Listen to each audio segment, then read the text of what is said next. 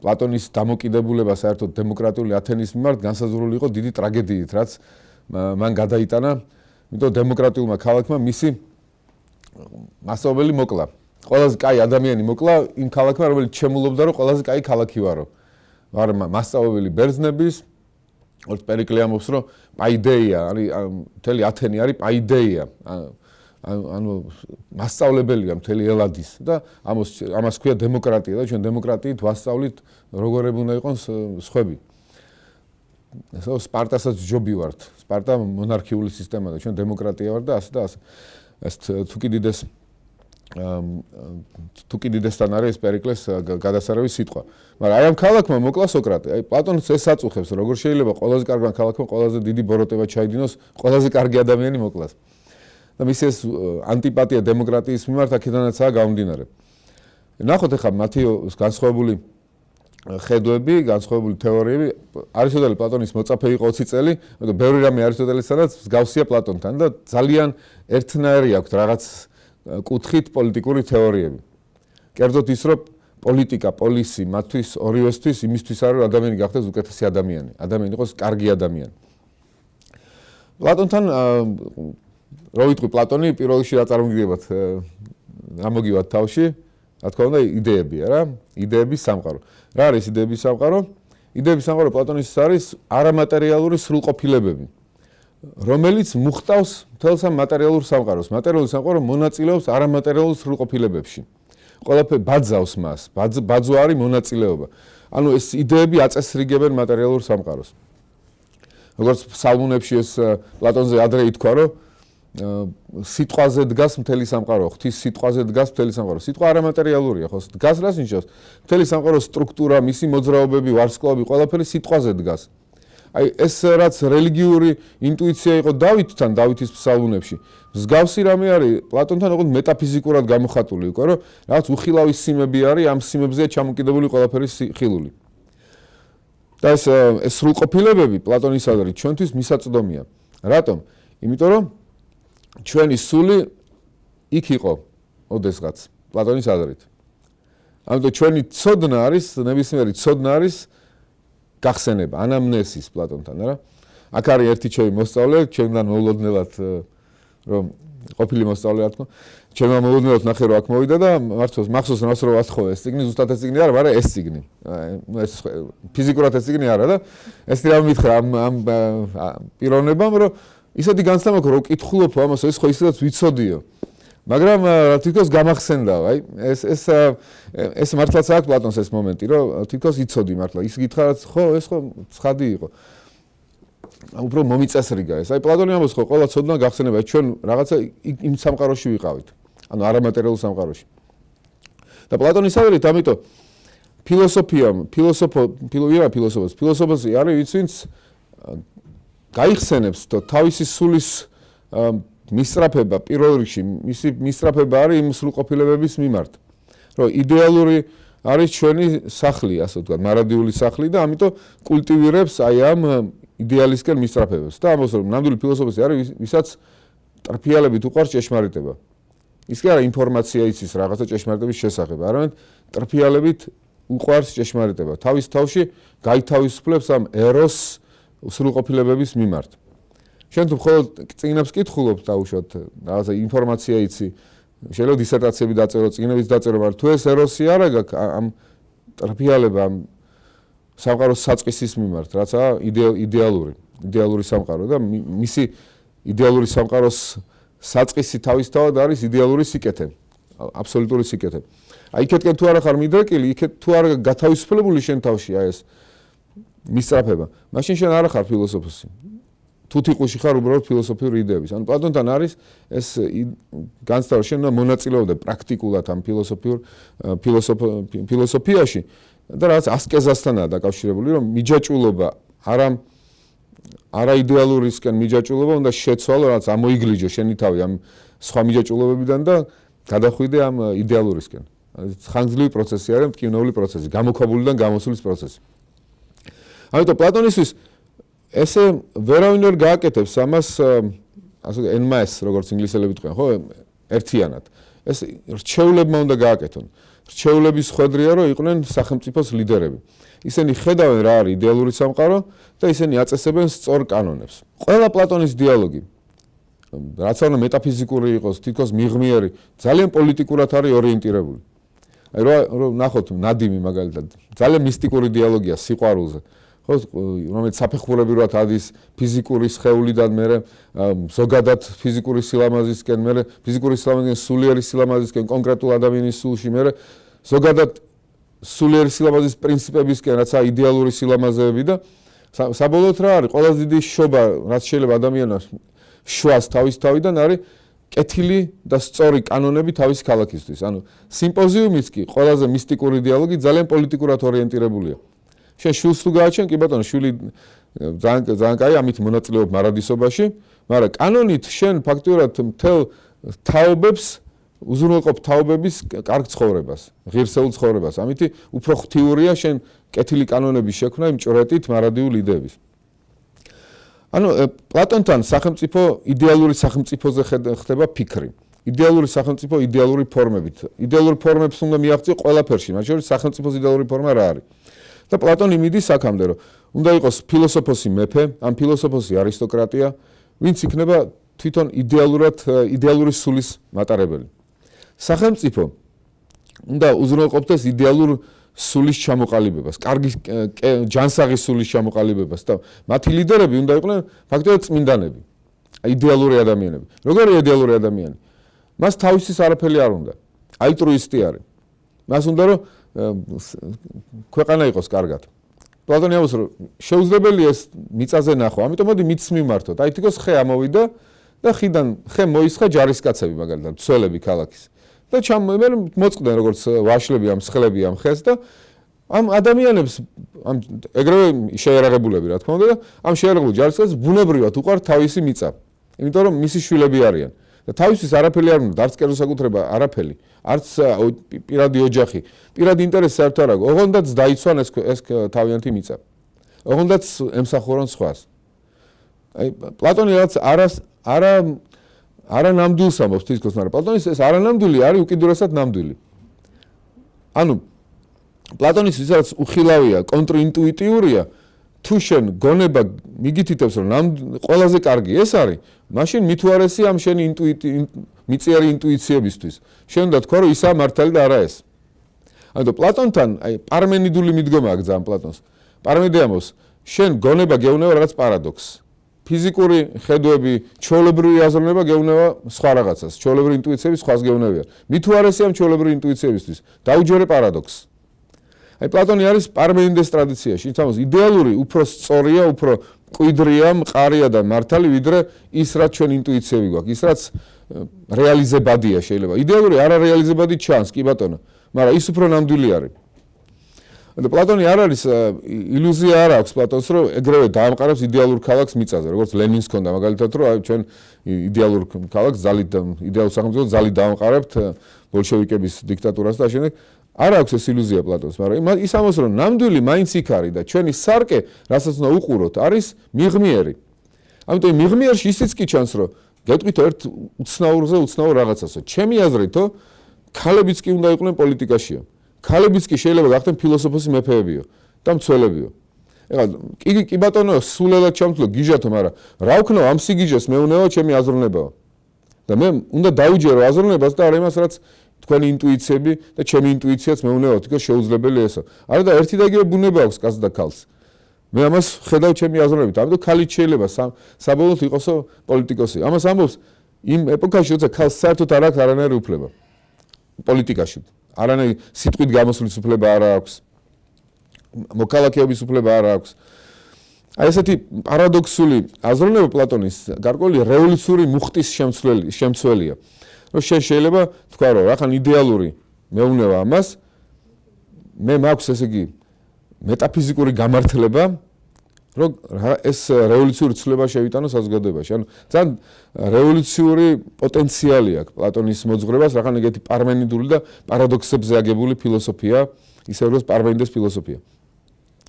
ანუ პლატონთან ეს ელიტიზმი არის, ყველაზე კაი სახელმწიფო არის ელიტური სახელმწიფო, სადაც მართველები არიან ფილოსოფოსები, ჭრეტენ აბსოლუტურ რეალობას და იმის მიხედვით აკანონებენ ცხოვრებას. ყველასას არ შეუძლია. სხვებს ისღადარჩენიათ, რომ დაემორჩილონ. მცველები მთლად ფილოსოფოსები ჯერ არ არიან, მცველებში უფრო განვითარებული ეს სიმხნევის საწყისი სულში სამი საწყისია პლატონთან, ერთი არის ინტელექტუალური საწყისი, ნოეტონ, ანუ გონით საწვდომი რეალობების დამჭერი საწყისი ჩვენში, აზროვნების საწყისი, თიმეტიკონ მეორე, ანუ ეს მეომრული საწყისი და ეპითიმეტიკონ არის სურვილები, მიწიერი სურვილები. მათ შორის უნდა იყოს იერარქია. მეომრები ძალიან კეთილშობილები არიან, კეთილსაკუთრება არ აქვს, მაგრამ მეომრებს ჯერ კიდე ის არ აქვს განვითარებული ჭრეტა ჭეშმარიტების, როგორც ფილოსოფოსებს. ფილოსოფოსები ჯერ მეომრები იყვნენ და მერე გახდნენ 55 წლის მერე მართველი ფილოსოფოსები. და ისინი უკვე ჭრეტენ რეალობას და აწესებენ კანონებს.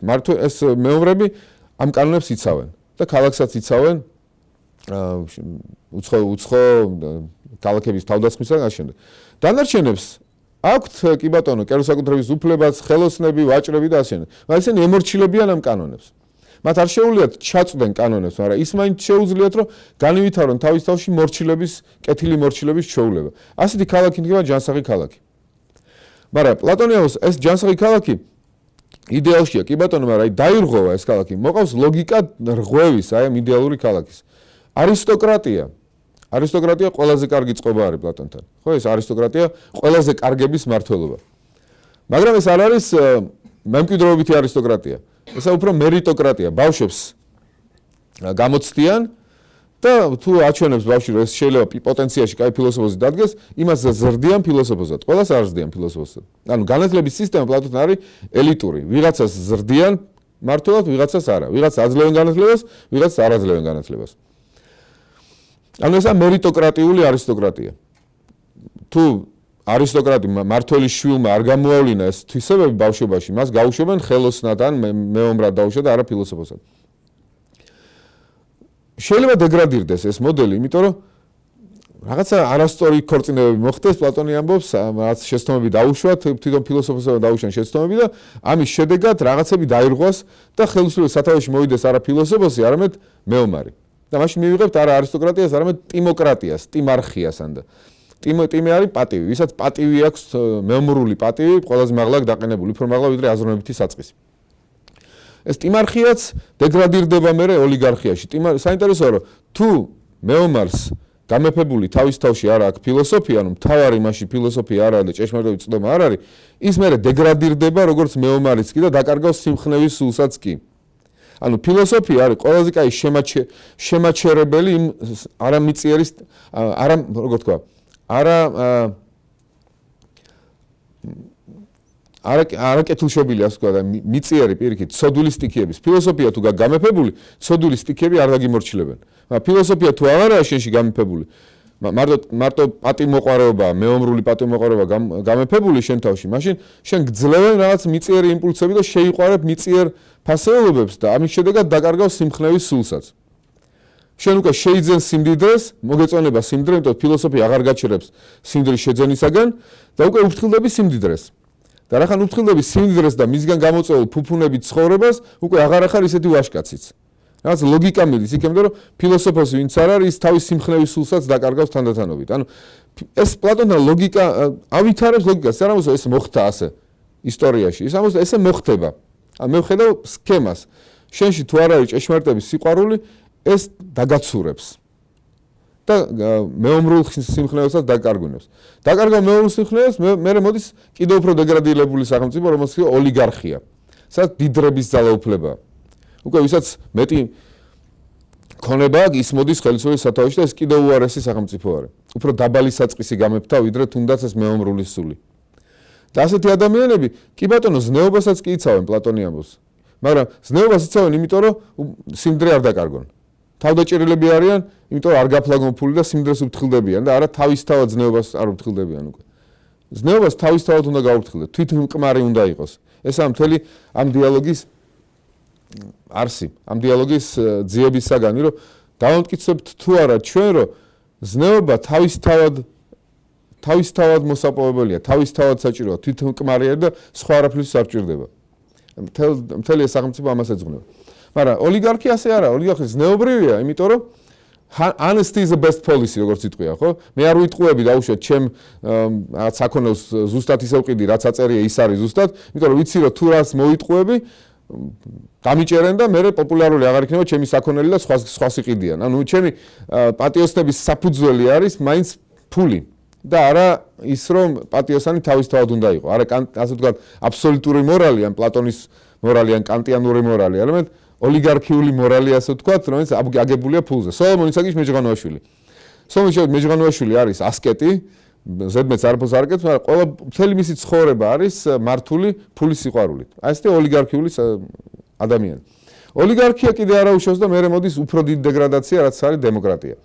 დემოკრატია, როცა ოლიგარქი არის უკვე გაორებული ქალაქი, მდიდრები არიან, ძალიან მდიდრები, ღარიბები და მე ღარიბები ჩამოგდებენ მდიდრებს და მოდის დემოკრატია.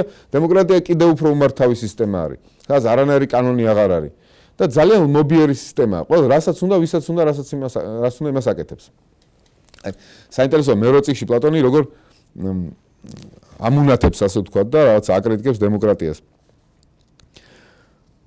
რაღაც ამბობს რომ თავისუფლება და გულახდილობა სუფევს აქვს, მაგრამ ირონიულად ამბობს, აი თავისუფლება როგორც ყველაფრის დაშვებულება.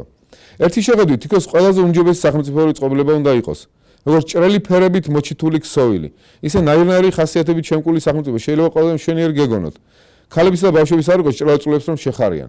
ხომ დემოკრატიაში მართვა რახან არ არის, რაღაც არ არის გამაერთიანებელი პრინციპი, არ არის აგებული ეს ქალაქი, იმიტომ რომ გახდნენ ადამიანები უკეთესები, არ იმართება ქალაქი ჭეშმარიტების ჭრეთით და ჭეშმარიტებით, ამიტომ ყველა თავისას ირჩევს და სხვადასხვანაირი არის. ძალიან მობიერი ქალაქი ხდება, გულახდილი, ყველაფერი დასაშვები ხდება, კანონები ძალიან მობიერი არის. ნახეთ, ანის მობიერება რა ადგილს, რასაც იქიჩენენ ზოგიერთი სიკვდილმიჯილის მიმართ. ნუ თუ არ შეიმჩნევიათ დემოკრატიულ სახელმწიფოში, ისინი რომელსაც სიკვდილი ან განდევნა მიესაჯა, ყველა სამშობლოში რჩებიან და საზოგადოებაში ტრიალებენ. თქოს არავის არაფერი ესაქმებოდეს და ვერც ვერ ამჩნევდეს მათ. ასე თავისუფლად დასეირნობენ როგორც ნამდვილი გმირები. ხო, მე პოლიტიკოსი საკმარისია ყველას ენდობიანო. ანდობენ სახელმწიფოს მართვას ნებისმიერს. საკმარისია ის კაცი ბრბოს ელაქუცებოდეს. და პატივი არ მოაკლდება. და მე ეს ირონიით ამბობს თანამოსწორე, მართლაც კეთილშობილი მობიერებაა. აი ეს მობიერება, უკანონო მობიერება. რომელიც აღარ არის მიმართული სულის სიჯანსაღეზე. აი ეს ამბობს კიდე ეს დრამას. როგორია დემოკრატიული ადამიანი? ეს კაცი იმით სულდგმულობს, რომ ცდილობს დაიკმაყოფილოს გულში აღზრული ყველა სურვილი. ხან ფლეიტების მომნუსხველი ხმის თანხლებით ლოთობს, ხან კი წყლისმეც არაფერს მიირთმევს და უჭმელობით იფიტავს სხეულს, ხან კაცგანწყვეტამდე ვარჯიშობს, ხან კი ისეთი სიზარმაცე მიეძალება, რომ არაფრის თავი აღარ აქვს. ზოგჯერ ფილოსოფიაში დანთქმული გეგონებად. ხშირად სახელმწიფო მოძღვაწეს ბაძავს, ანაზდეულად ახტება ფიცარნაგზე და რაც თავში მომომეს გახვირის, ხოლო რასაც გახვირის კიდეც ასრულებს. ერთ დღეს რომ მეომრებს შენატრის და მათკენ მიეშურება, მეორე დღეს ვაჭრებისკენ მიიწევს გული. ერთი სიტყვით მისი ცხოვრებისთვის უცხოა წესრიგიც და აუცილებლობაც. აი აუცილებლობა ძალიან საინტერესო სიტყვაა რა.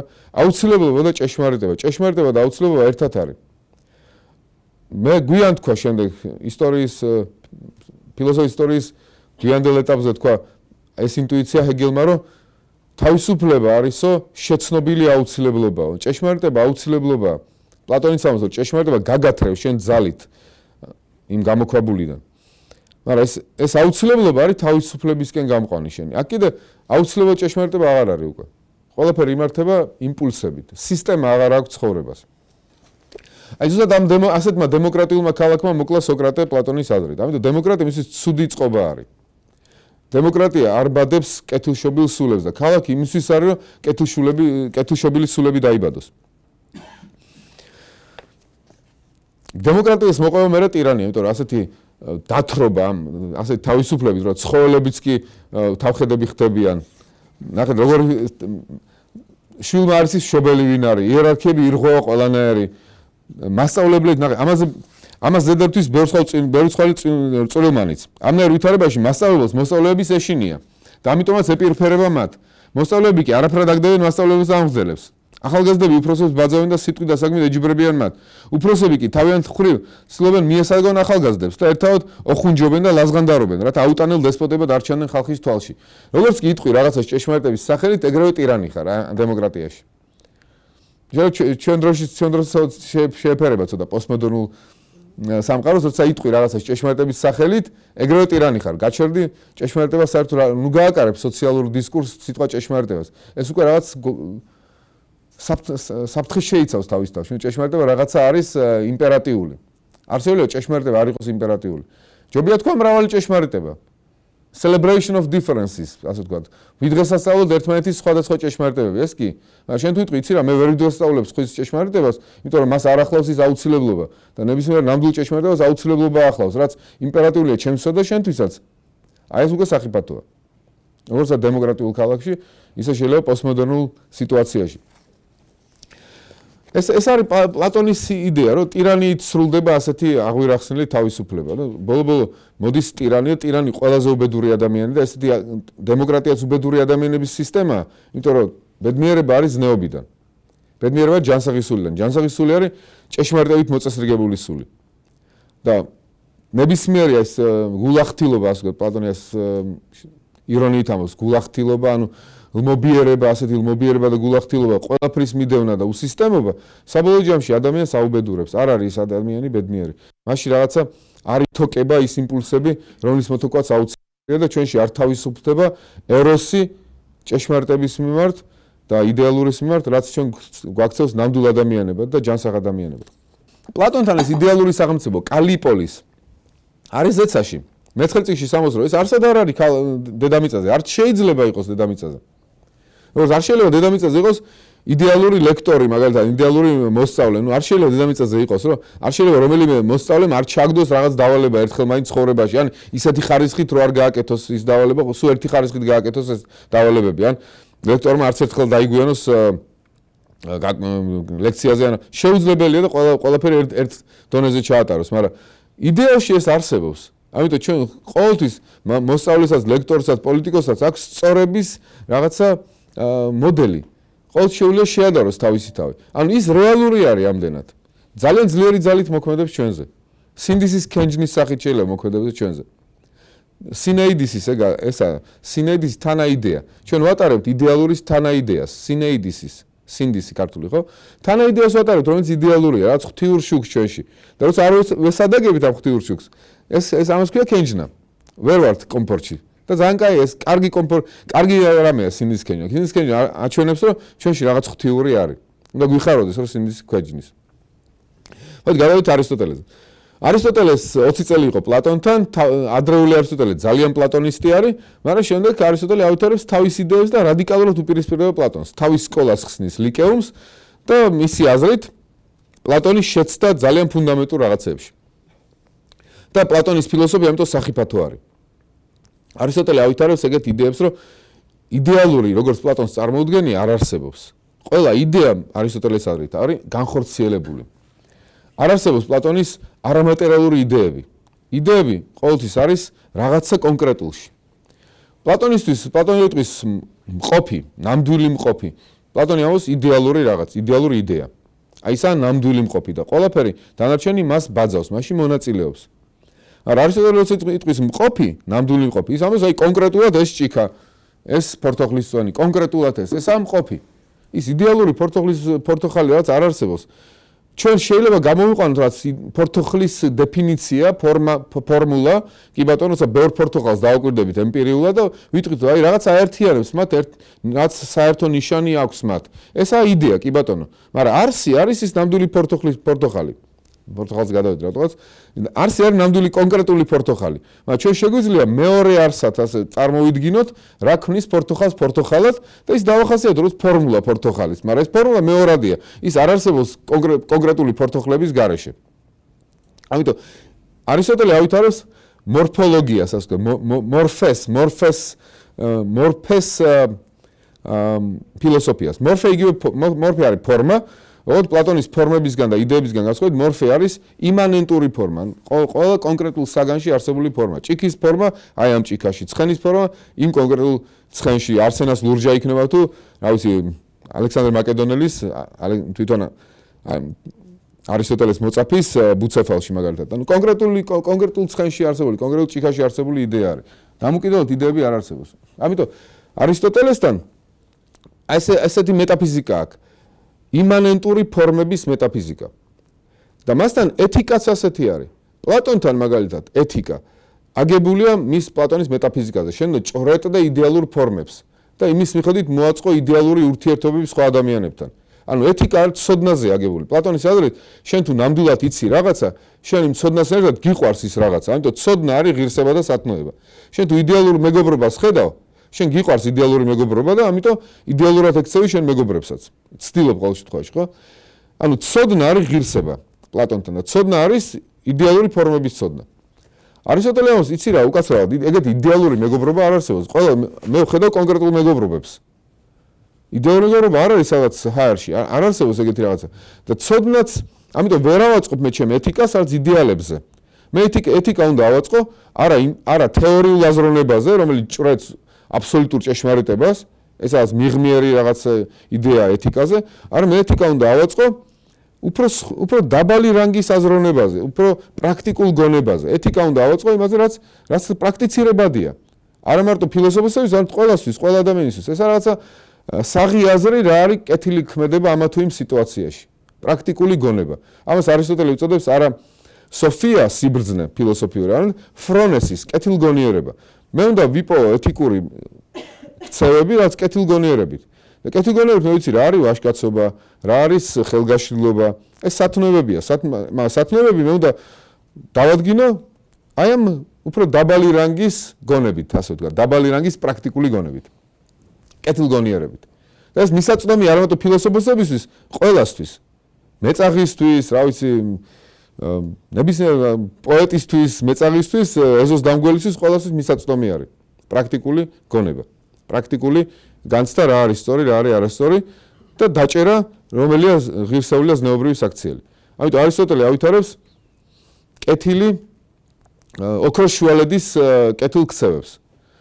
შენ და დაიჭირო ოქროს შუალედი ორი პრაქტიკული გონებით და დაიჭირო ოქროს შუალედი ორ უკიდურესობას შორის. რა არის ვაჟკაცობა? ვაჟკაცობა არის ორ უკიდურესობას შორის შუა. რა არის ვაჟკაცობის საპირისპირო ერთი უკიდურესობა? სიმხდალე. მეორე უკიდურესობა უგუნური მრისკვალობა, უგუნური თავგანწირვა. ვაჟკაცობა არის სადაც ამათ შორის. შუაში ზუსტად არა, საიდკენ უფრო არის სიმხდალისკენ თუ თავგანწირვისკენ. თავგანწირვისკენ, ცხადია. ამიტომ ოქროს შუალედი, მთლად ოქროს შუალედი არ არის. ასე ოქროს შუაშია, მაგრამ უნდა თვითონ მიხვდეს საიდკენ უფრო. ისე როგორც აი გულუხობა, ხელგაშლილობა საიდკენ უფრო არის. დაუშვათ სიძუნწისკენ თუ ფლანგველობისკენ. უფრო მაინც უფრო ფლანგველობისკენ, ვიდრე სიძუნწისკენ. ანუ რაც ამდაგვარი ოქროს შუალედები უნდა იპოვო და თან ყველა სიტუაცია სხვადასხვანაირად ესადაგება ეს. ანუ არისტოტელეს ზნეობრივი თეორია უფრო ელასტიურია ვიდრე პლატონის. პლატონთან ძალიან მიღმიერში უნდა გაიჭირო, დააკრისტალო შენ თავში რა არის კეთილი, რა არის ბოროტი. თეორიულ გონებაზე აწყობს პლატონი ზნეობას. არისტოტელე კი პრაქტიკულ გონებაზე აწყობს ზნეობას. უფრო დადაბლებული, ასე ვთქვათ და პრაქტიკული იდეა აქვს ზნეობაზე. და მისთვის არ არის ზნეობა ცოდნა. მისთვის ზნეობა არის ჩვევის განვითარება შენ თავში.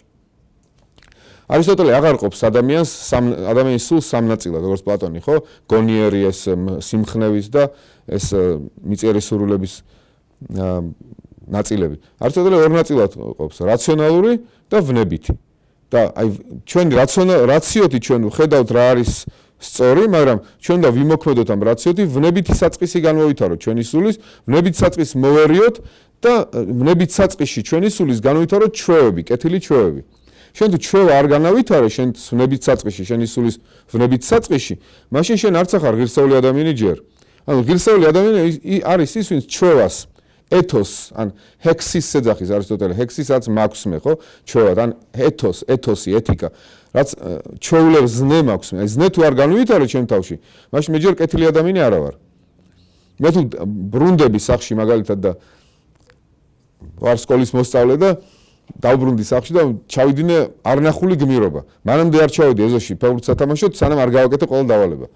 და ჩემი თავი მომეწონა და რა მაგარი ვარ. მაგრამ მეორე დღეს რა თქმა უნდა ისე იგივე გავაკეთე, რაც აქამდე ვაკეთეთ. ფეხბურთი ვითამაშე ჯერ და მე სანამ არ მოვიდა ღამის 11 საათი, მანამდე არ დავიწყე მეცადინეობა და ბოლომდე ვერც ვიმეცადინე მივაფუჩეში და ასე. როგორც ყოველთვის ვაკეთებ.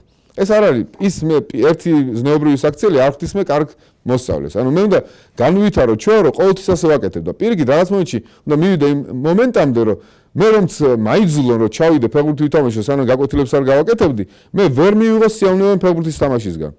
ესაა ჩვევის განვითარება შენ თავში. ამიტომ არისტოტელესთან პოლიტიკაც უნდა იყოს აგებული ამაზე. პოლიტიკა რისთვის არის არისტოტელე? პოლიტიკა არის ბედნიერებისთვის. ბედნიერება ზნეობის გარეშე არ არსებობს. ამიტომ ქალაქი პოლისი არისტოტელესთან, ისე როგორც პლატონთან, უნდა მართოს ბედნიერების პრინციპმა. ბედნიერება ანუ ზნეობა. შენ ქალაქში უნდა მიიღო ისეთი კანონები, რომლებიც შენ გაგხდის უკეთესა მოწესრიგებულ ადამიანს, უკეთეს ადამიანს განვითარებენ კეთილ და ზნეობრივ ჩვევებს, ეთოსს.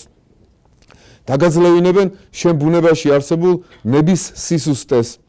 აი არისტოტელე აქ აკრიტიკებს პლატონს ამას, რომ პლატონს გონიაო, რომ სათნოება არისო ცოდნაო. შენ დაინახე რა არის კეთილი და გააკეთებ კიდეც იმასო, თავი ქუჩში გაგ და ყველაფერი კარგად არისო. არ არისო გეგრეო. იმიტომ რომ მე რომ დავინახო რაღაცა რა არის კეთილი და რა არის სწორი. შეიძლება ისეთი ნების სისუსტე მქონდეს, რომ მაინც ვერ გავაკეთო ის. ჯერ შევა არ ქონდეს ჩამოყალიბებული. ამიტომ არისტოტელე ამას თავარი აქ არის ეს ნების სისუსტე, აკრასია დაუძლიო. რა თქმა უნდა ეს ფილოსოფოსებს აქვთ ეს მანერა, რომ როგორ გითხრათ, რაც ცოტა კარიკატურულ სახეს გააკეთებენ სხვა ფილოსოფოსები, ვისაც ეკამათებიან და მის იდეებს რაც კარიკატურულად დაგიხატავენ, რომ მე უარყონ და ასე ვთქვათ, კაფიოდ გადაუარონ ამ იდეას, კაფიოდ წარმოეშინონ კონტრასტი თავის იდეის უკეთესობის. რა თქმა უნდა, პლატონთანაც შეიძლება ილაპარაკო აკრასიის დაძლევაზე. არ აქვს გამოკვეთილად ეს იდეა, მაგრამ შეიძლება იქ ნახო.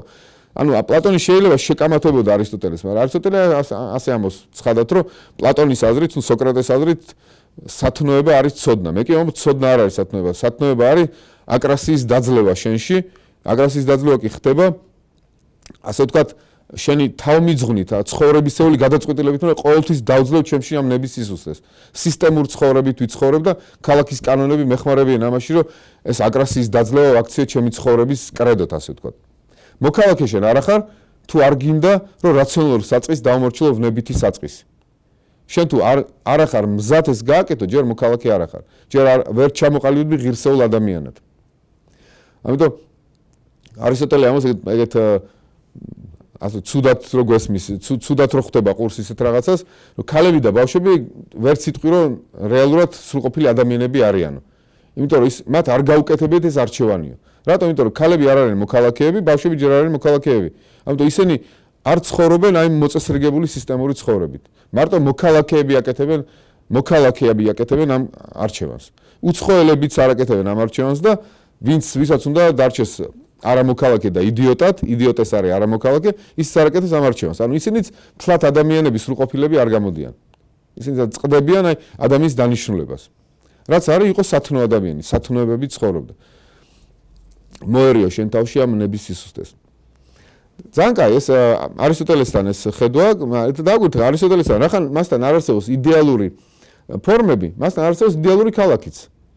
როგორც პლატონთან. პლატონთან არის იდეალური ქალაქი და მაშინ მიესადაგოს სხვა ქალაქები. არისტოტელესთან არ არსებობს იდეალური ქალაქი. არისტოტელესთან არსებობს კონკრეტული ქალაქები. რა თქმა უნდა, ყველაზე კაი მაინც არისტოკრატიული ქალაქი არისტოტელესთვისაც. არისტოკრატები ყველაზე კარგები, არისტონ არის ყველაზე კარგი. ხო, არისტოკრატები თუ მართავენ ქალაქს, რა ჯობია ამას, მაგრამ სათხედავთ ამას, რომ არისტოკრატები მართავდნენ. ეგეთი ქალაქი არ არის. ყველაზე კარგები მართავდნენ. ამიტომ არიან კარგებიც ქალაქში, ცუდებიც, ასეთებიც, ისეთებიც, ოლიგარქებიც არიან, არისტოკრატებიც არიან, დემოკრატებიც არიან. ანუ რაღაცა ქალაქი შეიძლება ნარევი ძალაუფლება იყოს ქალაქში. შეიძლება სხვადასხვა ქალაქს სხვადასხვა მოდელი მიერგოს, რომელიღაცაც უფრო არისტოკრატული, რომელიღაც უფრო ოლიგარქიული, რომელიღაც დემოკრატიული. არისტოტელე ფიქრობს, აი რომ სხვადასხვა ფორმებზე შეიძლება ვიფიქროთ. კი ბატონო, არისტოკრატული მოდელი უნდა გქონდეს როგორც მოდელად, ასე ვთქვათ, რომ უკეთესია, მაგრამ შენ ვერ ხედავ რომ ეს პრაქტიცირებადი არა, ამიტომ რაც პრაქტიცირებადი იმას აკეთებ. მისი აზრით, შენ არ უნდა მოახვიო თავს ნებისმიერ სიტუაციას კარგი მოდელები თუ ის ჩვევაში არ აქვს იმ ხალხს. ანუ რაც ჯერ ჩვევაში აქვს იმ ხალხს, იმას უნდა მიასადაგო ოპტიმალური მოდელი.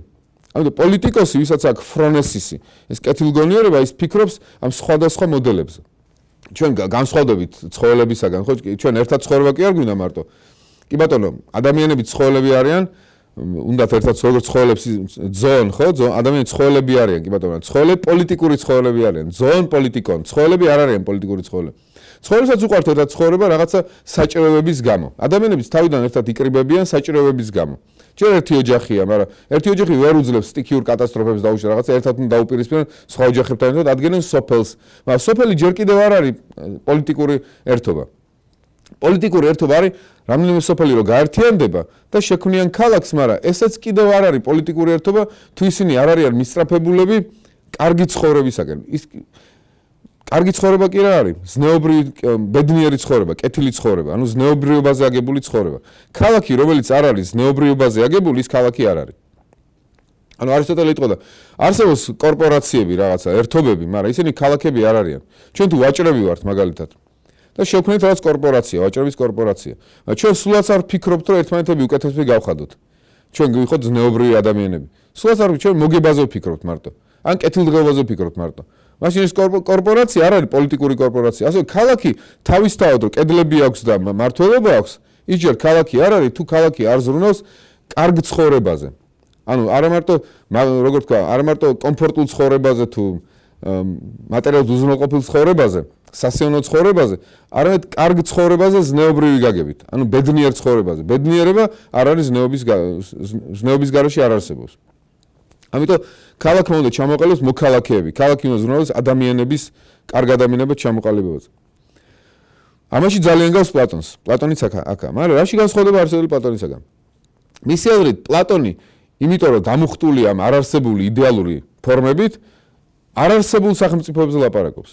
შეუძლებელია სახელმწიფოში ვიღაცას არ ქონდეს კერძო საკუთრება.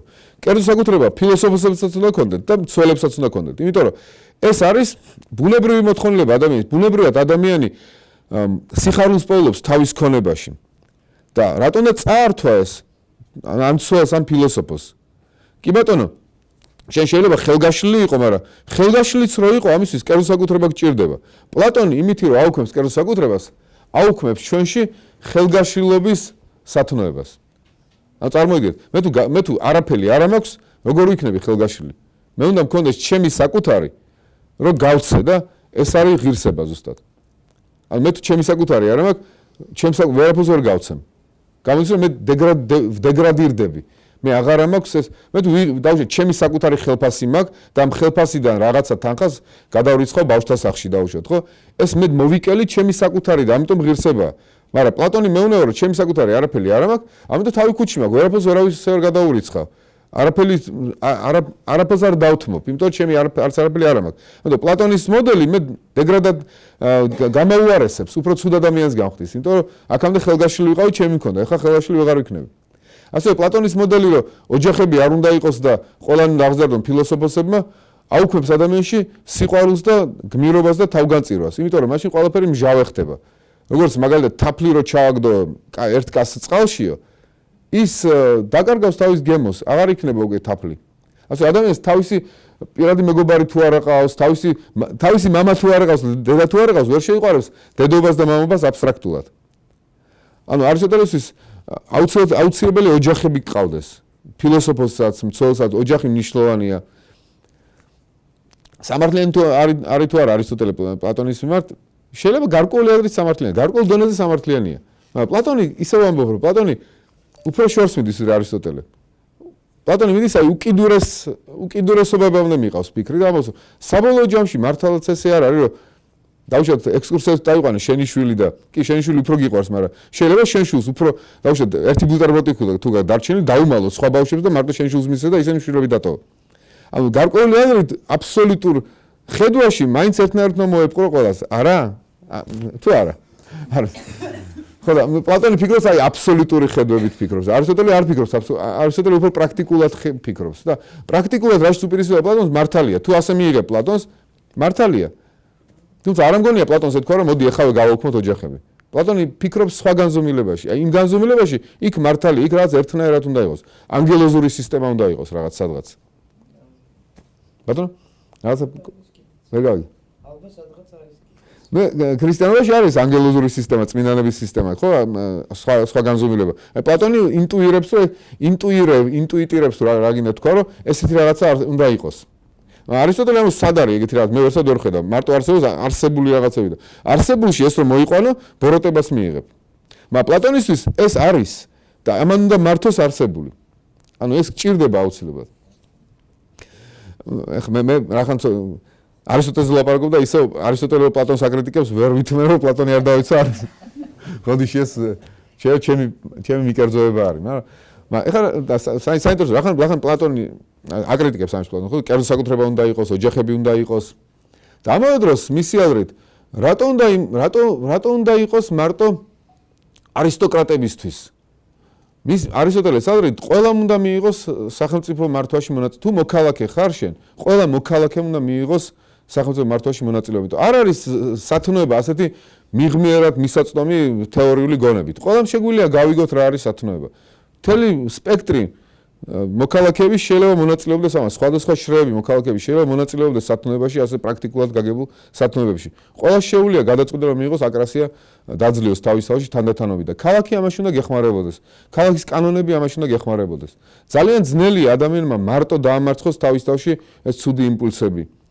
და ქალაქი არის ის დიდი ძალა, რომელიც მოქალაქეს ამ წესებში აცხოვრებს სხვა მოქალაქეებთან ერთად და ეს ქალაქის დიდი ეს კანონების ძალით შენ ხდები უკეთესი ადამიანი. უქალაქოდ ფაქტურად შეუძლებელია, პლატონიც ამბობს ამას და არისტოტელეც რომ უქალაქოდ ფაქტურად შეუძლებელია შენ კაი ადამიანი იყო. შენ იქნები ან ცხოველის დონეზე, ან შეიძლება ღმერთი ხარ, კი ბატონო. მაგრამ ადამიანად ვერ ჩამოყალიბდები კარგ ადამიანად ქალაქის გარეშე. ანუ ქალაქის წესები, კანონები რა თამასას წევენ შენთვის, რაც ადგენენ თამასას უკეთესობის და ეს მე შენი როგორ შინაგანი წესი ხდება შენი უკვე. და შენ ისეთივე ხდები, როგორი ქალაქიც არის. შენ ჩახვალ ათენიდან ან ამ ქალაქიდან სხვა ქალაქში, შენ ათენელი ხარ, ესე იგი შენ ამ თვისებას უნდა ატარებდე. ესე იგი ამ ქალაქით ხარ დამუხტული რაღაც. შენი სული და ქალაქი ერთნაირები არიან. იმიტომ ის კანონები მართავენ შენ სულს, ის კანონები აწესრიგებენ შენ სულს. ასეთი უნდა იყოს კაი ქალაქი. მაგრამ არისტოტელესთან მონაწილეობა მოქალაქეების უფრო მეტია ვიდრე პლატონთან. იმიტომ მასთან ყველანი უნდა მონაწილეობდნენ ქალაქის მართვაში. შენ მოქალაქე არ ხარ თუ არ მონაწილეობ ქალაქის მართვაში, კანონების მიღებაში და სასამართლო პროცესებში, სასამართლო ძალაუფლებაში. შენ უნდა იყო სასამართლოებზეც გახვიდე, საჯის როლიც უნდა იკისრო. ანუ მოქალაქე ამ ორ ასპექტში ხო სოციოპოლიტიკური ცხოვრების ამ კანონმდებლობაში და სასამართლო ძალაუფლებაში უნდა მიიღოს მონაწილეობა. ასევე უნდა მეომარიც იყოს. მოქალაქე უნდა იყოს იარაღის მატარებელი და გავიდეს ქალაქის დასაცავად. კარგი მოქალაქეს არისტოტელესთან უნდა ქონდეს განვითარებული ჩვევა, რომ მას უნდა შეეძლოს ჩვევით და არა რაღაც ისტერიით თავის სიცხლე დათმოს თავის ქალაქის თავისუფლებისთვის. ჩვეულებრივი ამბავი უნდა იყოს ეს მისთვის. გადის ომში და ვერც უფრო მეტად სამარცხინო და ცუდად ჩათვალოს, რომ ვიღაცა დაიპყროს მის ქალაქს და წაართოს თავისუფლებას, ვიდრე ის რომ ის დაკარგავს სიცოცხლეს. მაგრამ ეს უნდა იყოს ჩვევაში და არა რაღაც ისტერიულ გმირულ რაღაც ისტერიაში. თითოეულ მოქალაქეს უნდა ქონდეს ასეთი ჩვევა, დაიცვას თავის ქალაქი თავის სიცოცხლის ფასად. ამაში ისევ მონაწილეობის სივრცე არისტოტელესთან უფრო მეტი არის. ამიტომ არისტოტელეს უნდა იცვალონ. ვინც იცის მართვა, მან უნდა იცოდეს როგორი უნდა იყოს მართულიც. ამიტომ არის თუ შენ მართველი ხარ, არისტოკრატიც რომ იყო, შენ უნდა იცვალო, შენ უნდა სხვა დააყენო მე მართველი და შენ უკვე ქვეშევრდომი გახდე. ანუ ქვეშევრდომობაც უნდა იცოდე და მართველობაც უნდა იცოდე. შენ უნდა განათლება მიიღოს ყველამ, პოლიტიკური განათლება უნდა მიიღოს ყველამ. და გესმოდეს შენი ქალაქის საით მიდის. მონაწილეობდა გადაწყვეტილების მიღებაში. ამიტომ არისტოტელე უპირისპირდება პლატონის ელიტისტურ პროფესიონალ ფილოსოფოსების მართვის იდეას, რომ პლატონთან როგორც არის, გემზეო ვის დააყენებ კაპიტნათო. გემზე დააყენებ კაპიტნად, ვინც ღუზის გემის მართვა იცისო, არა? ნებისმიერ სხვა არ დააყენებო. ბევრნი არიან გემზეო, მაგრამ შენ დააყენებ კაპიტნად მარტო იმას, ვინც მართვა იცის გემის, თორემ შეაჩეხებენ რაღაცას მეჩეჩებს ამ გემს და დაღუპავენ. ასევე რაღაცა ოპერაცია თუ გასაკეთებელი, ვისთან მიხვალო? ნებისმიერთან თუ პროფესიონალ ექიმთან? რა თქმა უნდა, პროფესიონალ ექიმთან მიხვალ. მთელ ქალაქში რომ მარტო ერთი იყოს, იმ ერთთან მიხვალ. ამიტომ ასეთია პოლიტიკოსიც. პოლიტიკოსი იყოს პროფესიონალი პოლიტიკოსი, ფილოსოფოსი, ელიტა. არისტოტელესთან ასე არ არის. არისტოტელეს დემოკრატია დასაშვებია არისტოტელესთან. დემოკრატია რას ნიშნავს, რომ კარგი გაგებით დემოკრატია. რომ ყველა ადამიანი რახან მეტნაკლებად გვესმის რა არის კარგი ქალაქი, კარგი მოწყობა ქალაქის, კარგი გადაწყვეტილება ამ ქალაქისთვის ამ კონკრეტულ სიტუაციაში, მეტნაკლებად ხო გვესმის, ამიტომ ჩვენ საერთოდ შეჯამებით ამ ჩვენის ყოველას აზრებით, ბოლო-ბოლო მივართ კარგ დასკვნამდე. აი, არისტოტელეს მოყავს მაგალითი. დავუშვათ, ჩვენ გვინდა გავშალოთ სუფრა. კარგი სუფრა გავშალოთ ძალიან და გვაქვს არჩევანი. ჩვენ თვითონ გავშალოთ ეს სუფრა, ეხლა ვინც აქა ვართ, კარგი სუფრა ჩვენ თვითონ გავშალოთ, თუ გადავუხადოთ პროფესიონალ მზარეულებს, ძალიან მაგარ მზარეულებს და მათ გაშალონ ეს სუფრა. მათ გააკეთონ ეს კარგი რაღაცა საჭმელები და ყველაფერი. თუ ჩვენ თვითონ ვიფიქროთ რა გავაკეთოთ. აი არისტოტელე იტყოდა, პლატონი ამბობს, რომ უნდა დაუძახოთ ვიღაცეებს, იქ პროფესიონალებს და ისინი გაშლენ გადასარევ სუფრას. კი ბატონო, აუცილებლად. ჩვენ ვენდობით მათ, გადავუხადოთ გაშალეს გადასარევ სუფრა. ყველაფერი ზომიერ, მაგრამ ეხლა დავუკვირდეთ. მოდი ჩვენ არა გვაქვს დავუშვათ ეს ფული და დავჯექით და ვიღაცა იტყვის, იცი რა, მოდი დავიწყოთ სალათით. კაი აზრია, რატომაც არა, ზოგადად ეგრე ხდება, ხო, კარგ რესტორანებში სალათით დავიწყოთ. მაგრამ ვინმე როგორი სალათი ასეთით. იქნება ეს მრავალფეროვნება იყოს, კი, მაგრამ ეს ზედმეტი მრავალფეროვნება, მაშინ მარტო სალათის სუფრა ხო არ იქნება. ამიტომ მოდი ეს მრავალფეროვნება დავიყვანოთ რაღაც 2-3 სალათამდე დავუშვათ. მე ვიღაცა იტყვის, მოდი გავაგზავნოთ ამით და საბოლოოდ ჩვენც რაღაც სუფრას გავაკეთებთ. და რომ შევადაროთ რა ჩვენი სუფრა და იმ პროფესიონალების სუფრა. არც ისე დიდი განსხვავება იქნება. ისე როგორც მაგალითად სახლის აშენებაში. შეიძლება დაიქირავო პროფესიონალი არქიტექტორი და ააშენო შენი მშვენიერი სახლი ააშენებინო და შეხვიდე და არაკაი სახლია, შენი დაიწყო ცხოვრება, მაგრამ სახლი მარტო არქიტექტორმა ხო არ იცის, ჩვენ ცხოვრობთ სახლებში და ვიცით რომ აი სტუმრის ოთახი ასე უნდა იყოს, სამზარეულო ასეთი მინდა დაახლოებით, დაუშვათ საძილე ოთახი ასეთი მინდა, აივანი ასეთი მინდა, დაახლოებით ხო ვიცით. ოდე ჩვენს რომ შევთანხმდეთ რაღაცა სახლზე, ბოლო-ბოლო არც ისე ცუდ სახლს გავაკეთებთ. ამიტომ დემოკრატიაც არ არის ცუდი, როცა მსჯელობთ კარგად და ზოგადად სოლიდარობით მსჯელობთ ქალაქზე, დემოკრატიული ქალაქიც, რომელიც ელიტით კი არ იმართება, ერთმანეთთან მსჯელობით იმართება, ისიც კარგ შედეგებს მოგცემს. და რაღაც ამბავში არისტოტელე ამბობს, რაღაცა ასპექტით, ესეთი მოდელი ჯობია ვიდრე პლატონის პროფესიონალების მოდელი. რატო, როგორ ფიქრობთ? ძალიან ცხადია, თანამონაწილეობა. ჩვენ ხედავთ, რომ ჩვენ თვითონ ვქნით ამ ქალაქს. ანუ ჩვენ ვაკეთებთ ამ ყველაფერს. ჩვენ ვაკეთებთ, ჩვენ მონაწილეობთ და ჩვენ გვიყვარდება კიდევ უფრო მეტად ეს ქალაქი, იმიტომ მორჩილების სტრუქტურაში კი არა ვართ, რომ კი ვიცი დიდმა ფილოსოფოსმა დამიწესა ეს კანონი, მაგრამ ეხლა მე თვითონ დავაწესე ეს კანონი და მე თვითონ ვიფიქრე ამაზე, მე თვითონ გამოვედი აგორაზე და ჩემი აზრი შევიტანე და ჩემი აგურიც დავდე ამაში. დაგვირთ ეს ჩვენ დემოკრატიაში თქათ ესე არ არის, არა, ჩვენ დემოკრატიაში არის წარმომადგენლები დემოკრატია. პლატონი და არისტოტელე ლაპარაკობენ დემოკრატიაზე, რომელიც არის პატარა ქალაქებში. მაქსიმუმ 10,000 უნდა ცხოვრობდეს. ერთმანეთს უნდა ვიცნობდეთ. რაღაცა თანამონაწილეობა უნდა იყოს, რაღაცა სოლიდარობა უნდა იყოს დიდი ამ ქალაქში. სოლიდარობა თუ არ არის, არ შეიქმნება ეგ დემოკრატია. მე ჩემ სიტყვას მე უშუალოდ გამოვდიოდეს სიტყვით აგორაზე. ჩემ წარმომადგენლებით კი არ გამოვდიოდე. მიდი აბა გივი ახლა შენ მიდი შენი ლაპარაკე ჩვენ მაგივრად აი შენ აგიყვანე ჩვენი ჯილა ხარ და კარგად თქვი რაღაც არა მე თვითონ უნდა გამოვიდე მე წარმომადგენელი არ ამყავს აგორაზე მე თვითონ გამოდიო და მე თვითონ ვამბობ ჩემს ასს აბა დამიპირისპირდი შენ სხვა თქვი თუ გინდა მაგრამ მე ჩემი წვლილი შევიტანე ამ ქალაქის კანონის ქალაქის რაღაც გადაწყვეტილების მიღებაში ესეთი რაღაცა პლატონთან არ არის ესეთი მონაწილეობა კი ბატონო მე მაინც რაღაც შერეული მგონია იმიტომ რომ სახლი და სალათი კარგია მაგრამ ოპერაციის შემთხვევაშიც ჩვენ უნდა გავაკეთოთ ოპერაცია ნუ ეს ოპერაცია არა მაგრამ ოპერაცია სხვა რაღაცა ოპერაცია ძალიან სპეციფიკური რამეა მაინც მაგრამ როგორც სახლის ეს სახელმწიფო ჩვენ გვესმის აი უბრალო ადამიანსაც ესმის რომ კორუფციაა სადღაც უბრალო ადამიანს ესმის ანუ ჩვენ რა თქმა უნდა არისტოტელე ამბობს რომ ჩვენ ყველამ უნდა მივიღოთ განათლება მარტო ელიტამ კი არ უნდა მიიღოს განათლება არისტოტელეს განათლების სისტემაში ყველამ უნდა მივიღოთ მონაწილეობა და მოქალაქეებმა რაღაც ამ პრაქტიკული გონების მატარებელ მოქალაქეებმა უნდა აი როგორც სახს ვაშენებთ ხო რაღაცნაირად თუნდაც არ იყვნენ ძალიან პროფესიონალი ფილოსოფოსები მაინც რაღაც მიხვდნენ რა არის კაი მოდელი ანუ თქვა ოპერაცია ეს არა ოპერაცია ძალიან სპეციფიკური რამეა სახის შენების სხვა ასპექტებში რო არ დაინგრეს თაღი არ ჩამოინგრეს რაღაცა კი მაგრამ დაუშვათ თვითონ მოხმარებაში ალბათ არა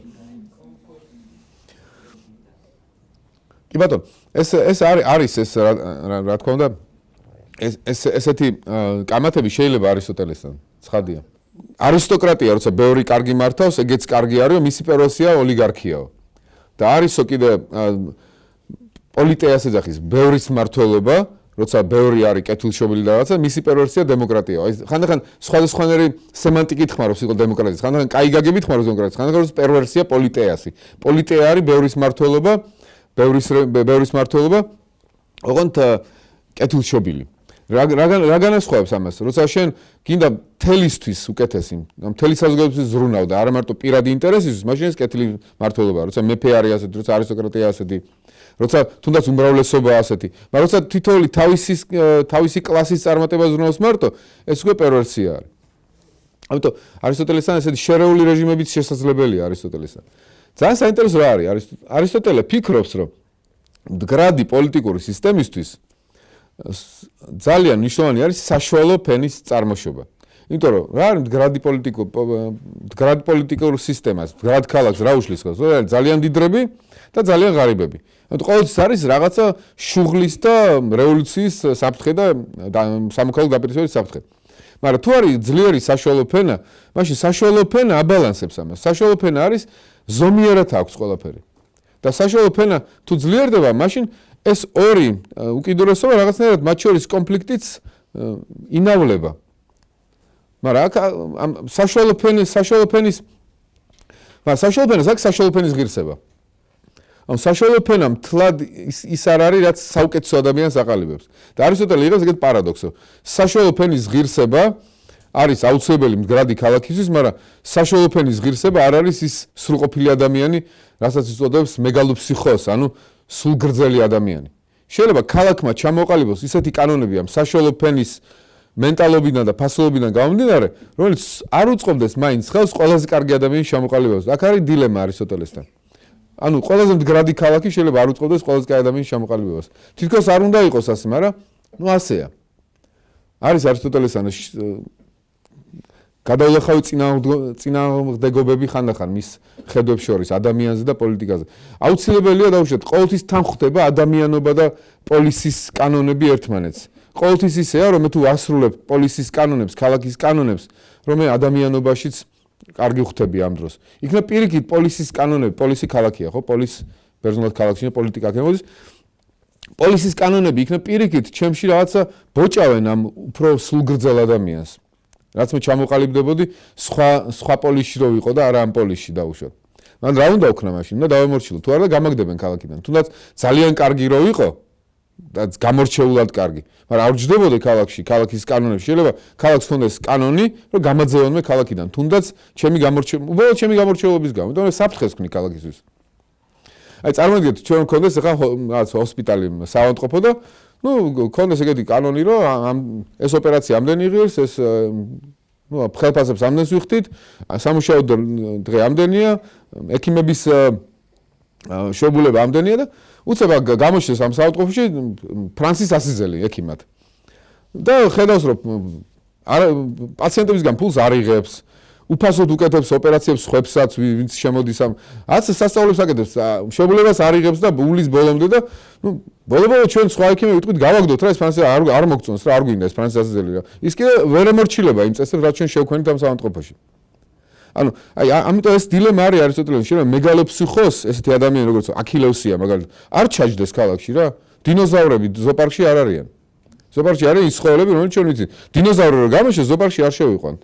შეგვაშინებს სხვაგან წავა. ანუ რაღაცა ეს მომენტი არის შეიძლება პრობლემა არის არისტოტელესთან რომ იცის რომ მეგალოფსიხოს ერთია და შეიძლება მოქალაქე სხვა იყოს და კონფლიქტი იყოს მეგალოფსიხოსსა და მოქალაქეს შორის. ერთ-ერთი გადაწყვეტა ამ კონფლიქტსა მეგობრობა. არისტოტელესთან მეგობრობა ძალიან მნიშვნელოვანია ქალაქში და მეგობრებმა შეიძლება ერთმანეთთან ჩამოაყალიბონ რაც ახალი განზომილება ურთიერთობის. არა მხოლოდ კანონზე აგებული, არამედ უფრო მაღალზე აგებული. და აი ქალაქში იყვნენ ეს კარგი მეგობრები, ღირსებაზე აგებული მეგობრობით. ეს ფილია არისტოტელესთან პოლიტიკურ დანიშნულებასაც იძენს ამის გამო. მეგობრობა უფრო მეტიცაა ვიდრე კანონები. იმიტომ რომ არისტოტელე ამბობს რომ ჩვენ თუ არა ვართ მეგობრები და კანონებს ვიცავთ ერთმანეთთან ურთიერთობაში, ჩვენ კიდევ გვჭირდება და დავმეგობრდეთ, უფრო მეტზე გავიდეთ, არა და მეგობრებს კანონები აღარ ჭირდებათ, უკვე მეგობრები არიან.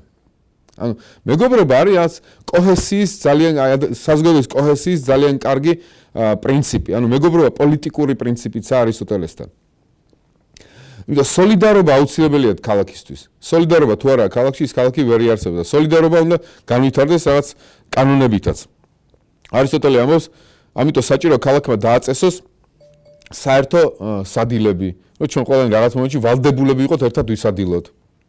ქალაქმა უნდა დააწესოს რაცა მიწები რომელიც ეკუთვნის ზოგადად ქალაქს და არა ერთ რომელიმე მოქალაქეს. ამიტომ ეს სოლიდარობის წერტილები უნდა შეიქმნას ქალაქში. წარმოვიდგინეთ არისტოტელე ლაპარაკობს როგორ ქალაქზე. არისტოტელე ლაპარაკობს 10,000-იან, 15,000-იან ქალაქზე დაუშვათ.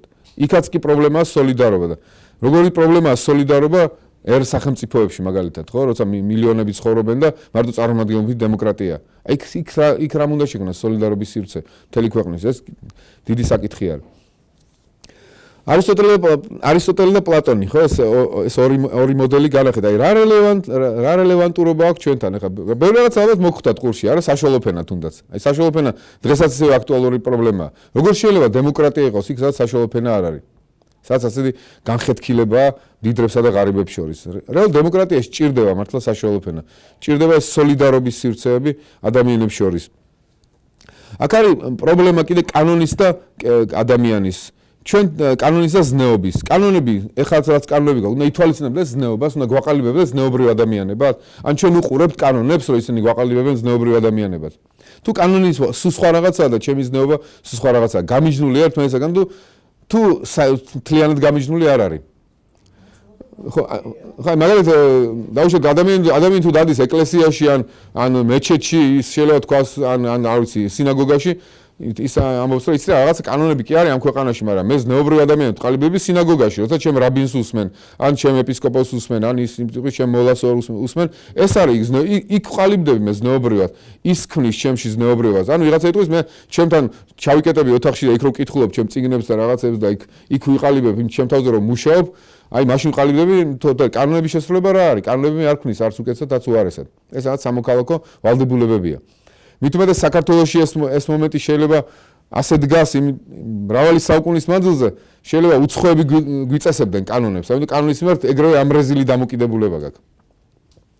მაგრამ არა მარტო საქართველოში, შეიძლება ამერიკაშიც ან სხვა ევროპულ ქვეყნებშიც იყოს ეგეთი განცდა, რომ კანონი მე არ ქმნის უკეთეს ადამიანს, კანონი უბრალოდ რაც სხვა განზომილებაა და მე რეალურად უკეთესი რო ვიყო, შეიძლება საერთოდ სხვანაირად უნდა მოვიქცე. სუბკულტურა შევქმნა რაღაცა. არ ვიცი, გავხდე რაღაც როკერი ან რაღაც ჩემი სუბკულტურა, იმ სუბკულტურაზე ვიზრუნო, რომელიც მაყალიბებს მე უკეთესად. და არა ეს კანონები. ანუ ქალაქის სახელმწიფოს კანონები და ზნეობა დღეს კავშირში უნდა იყოს ერთმანეთთან, არის თუ არა ერთმანეთთან კავშირში და რამდენად უნდა იყოს ერთმანეთთან კავშირში, თუ უნდა იყოს. თუ შენ ხარ დადიხარ ეკლესიაში და იქ ამბობთ რომ მარტო ან ისე მეჩეთი რაც გინდა ის ვთქვით რელიგიურ რაღაც წრეში, ხო? და იქ ყალიბდები კარგ ადამიანად, აი ის იქ კარგ ადამიანად ყალიბდები, ეს უნდა გამოხატო მერე საზოგადოებაში და შენ თუ პარლამენტარი ხარ, მორწმუნე პარლამენტარი, უნდა იფიქრო, რომ ისეთი კანონები მიიღო, რაც ესადაგება იმას, რაც შენს წარმოდგენაში კარგ ადამიანს ნიშნავს. დაუშვათ, სახელმწიფოს ეკონომიკური წარმატება არის ყველაფერი, შემიძლია მე მივიღო ისეთი კანონები, რომელიც სახელმწიფოს ეკონომიკურ წარმატებას უწყობს ხელს, მაგრამ ამავე დროს აზიანებდეს, რასაც მე ზნეობრივ საკითხად ვთვლი. დაუშვათ, ხედავდე რომ არ ვიცი რამე ბატონო?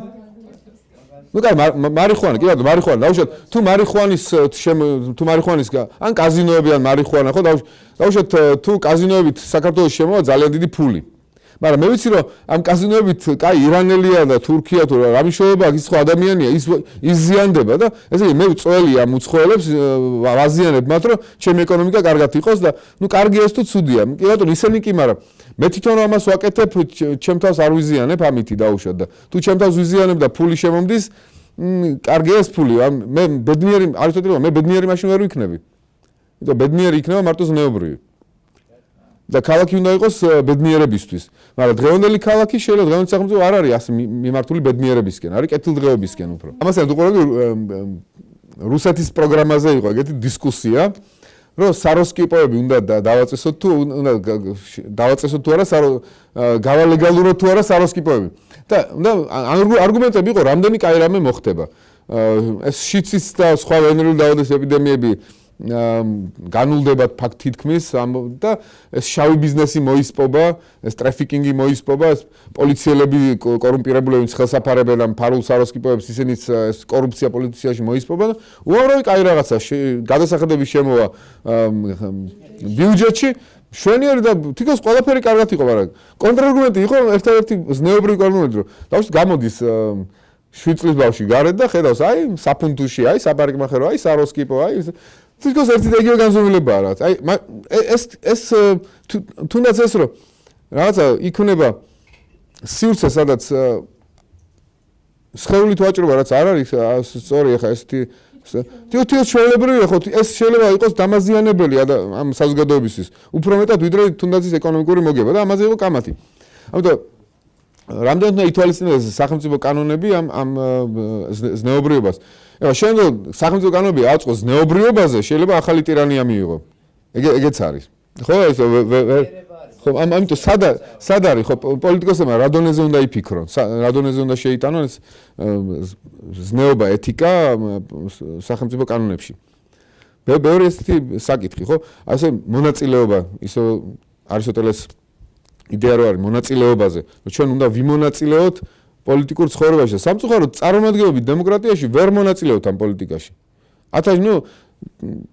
არჩევნებიდან არჩევნებამდე ხმას კი ვაძლევთ, კი ბატონო. ესეც მინიმალური მონაწილეობა არის, მაგრამ კანონებს იღებენ ისე რომ ჩვენ ვერ ხვდებით რა კანონები მიიღეს. არ ვეთანხმებით ამ კანონებს, მაგრამ არც აგვაქვს ხმა რომ ამოიღოთ. ნუ გამერშია გამოხვიდე მიტინგზე რაღაცა ხმა მოიღო, მაგრამ უკვე მიღებულია ის კანონი. სანამ ის კანონი მიღებულია, უნდა შეასრულო კიდეც. თუ არა დაგჟიან. კი ბატონო. ასეთი კითხვა უპირველესად წიგნისთვის მადლობა, რომელიც წიგს რომელიც ვიცი რომ არ წაგიკითხოთ და კიდეც წაკითხვა მოსკაჩო.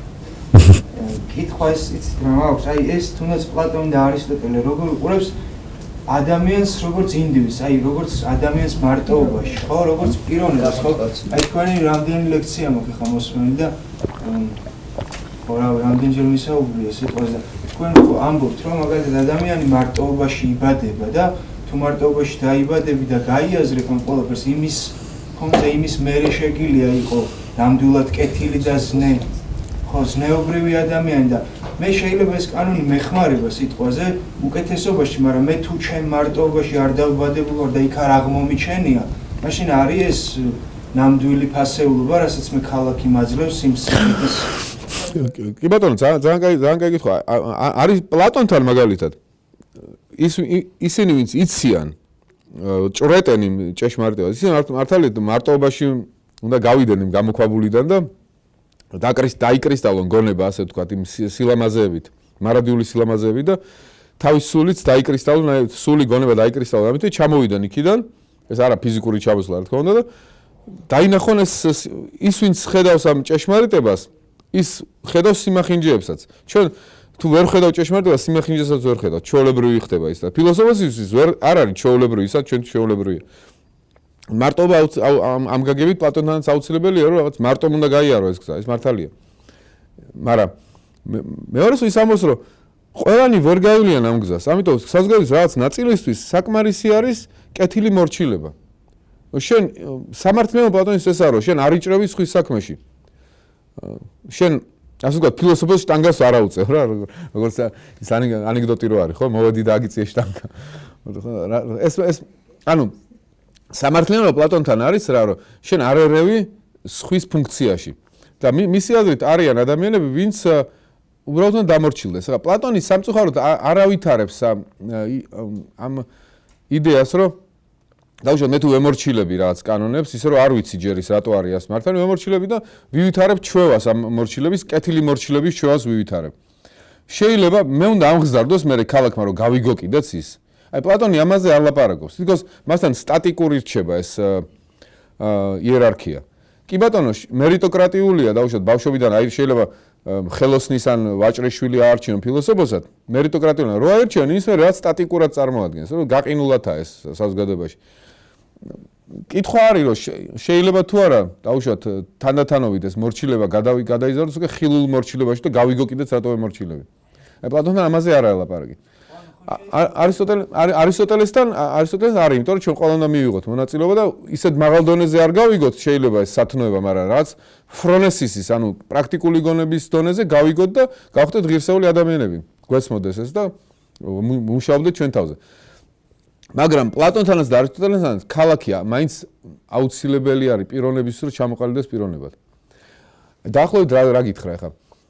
მე მგონი საკმაოდ საინტერესო მნიშვნელოვან რამეს ამბობენ, იმიტომ რომ წარმოგიდგენია შენ ახლა გითხრას ვინმემ რომ სადღაც ბოლივიაში ერთი ფეხბურთელი არის რომელიც არსად არ გამოდის ტურნირებზე თავის ეზოში თამაშობს და კენწლავს ბურთს მაგრამ მესიზე ძლიერია და რონალდოზე ძლიერია და ყველაზე მაგარი ფეხბურთელია ვერ იტყვი ამას ყველა ძლიერი ფეხბურთელის შენ უნდა გუნდში იყოს ადმე სისტემურად ვარჯიშობდე, აგიყვანო სადაც სხვაგან სუპერლიგაში თამაშობდე რაღაცა, ეს თუ არ გაიარე, ვერ ჩამოყალიბდები ყველა ძლიერ ფეხბურთელად.